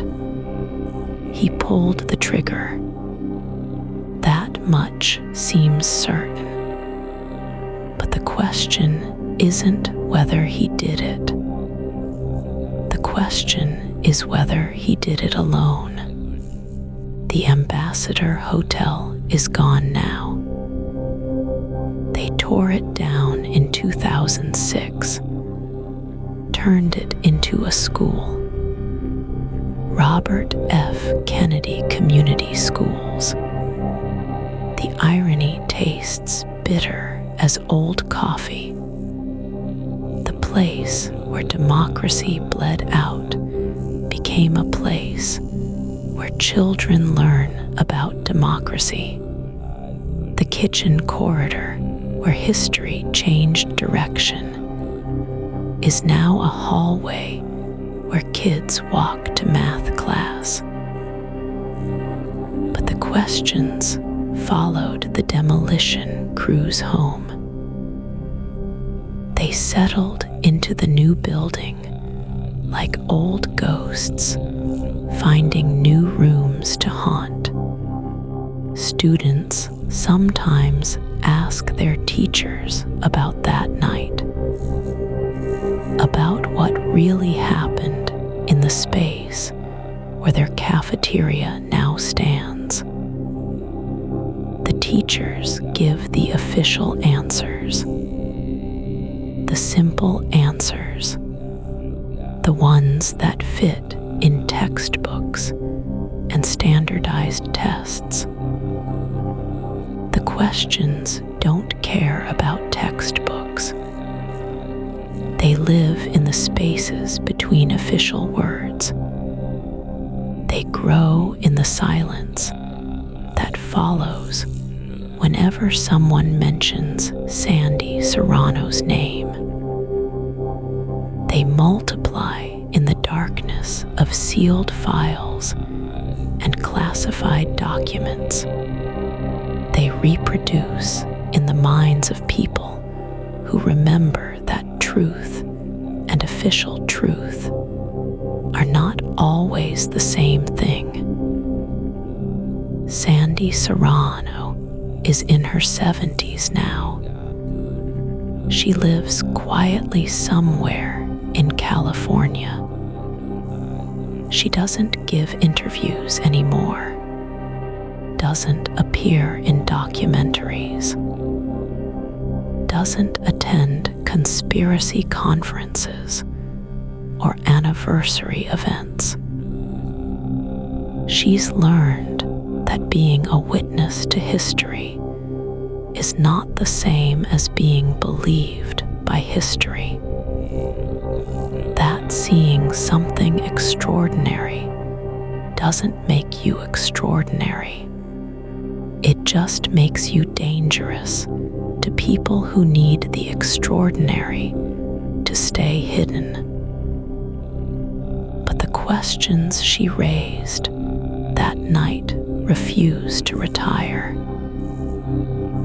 They pass from one generation to the next, like family heirlooms, like recipes for truth that nobody quite knows how to cook anymore.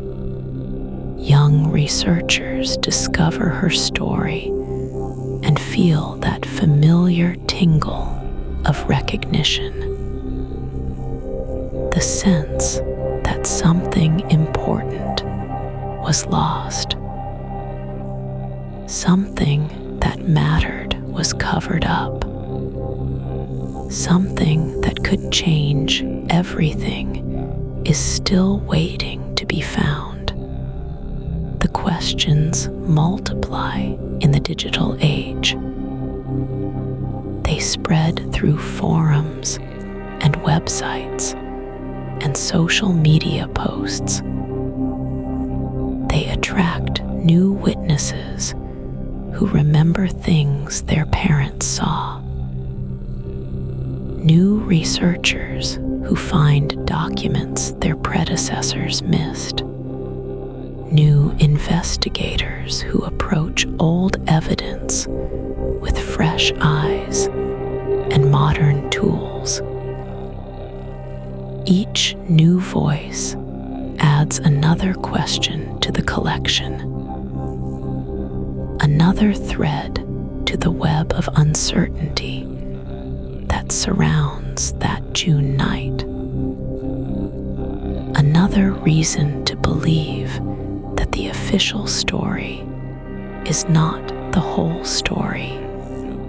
That Sandy Serrano saw something real, something important, something that powerful people needed the world to forget.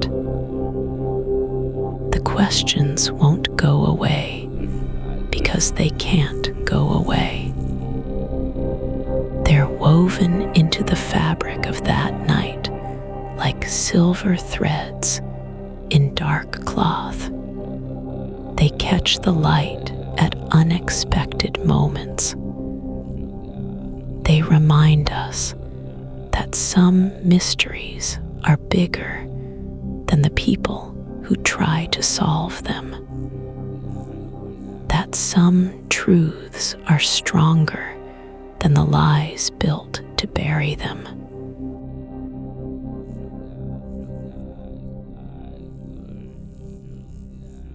The Ambassador Hotel stands empty now. Its windows reflect nothing but sky and passing clouds. The kitchen where Bobby Kennedy fell has been torn down and rebuilt a dozen times over. The stairwell where Sandy Serrano sat that night exists only in photographs and fading memories. questions remain. They float through the air like dust motes in afternoon sunlight. They settle into the corners of libraries where researchers pull yellowed files from forgotten boxes. They whisper through the halls of journalism schools where young reporters learn that some stories never get finished.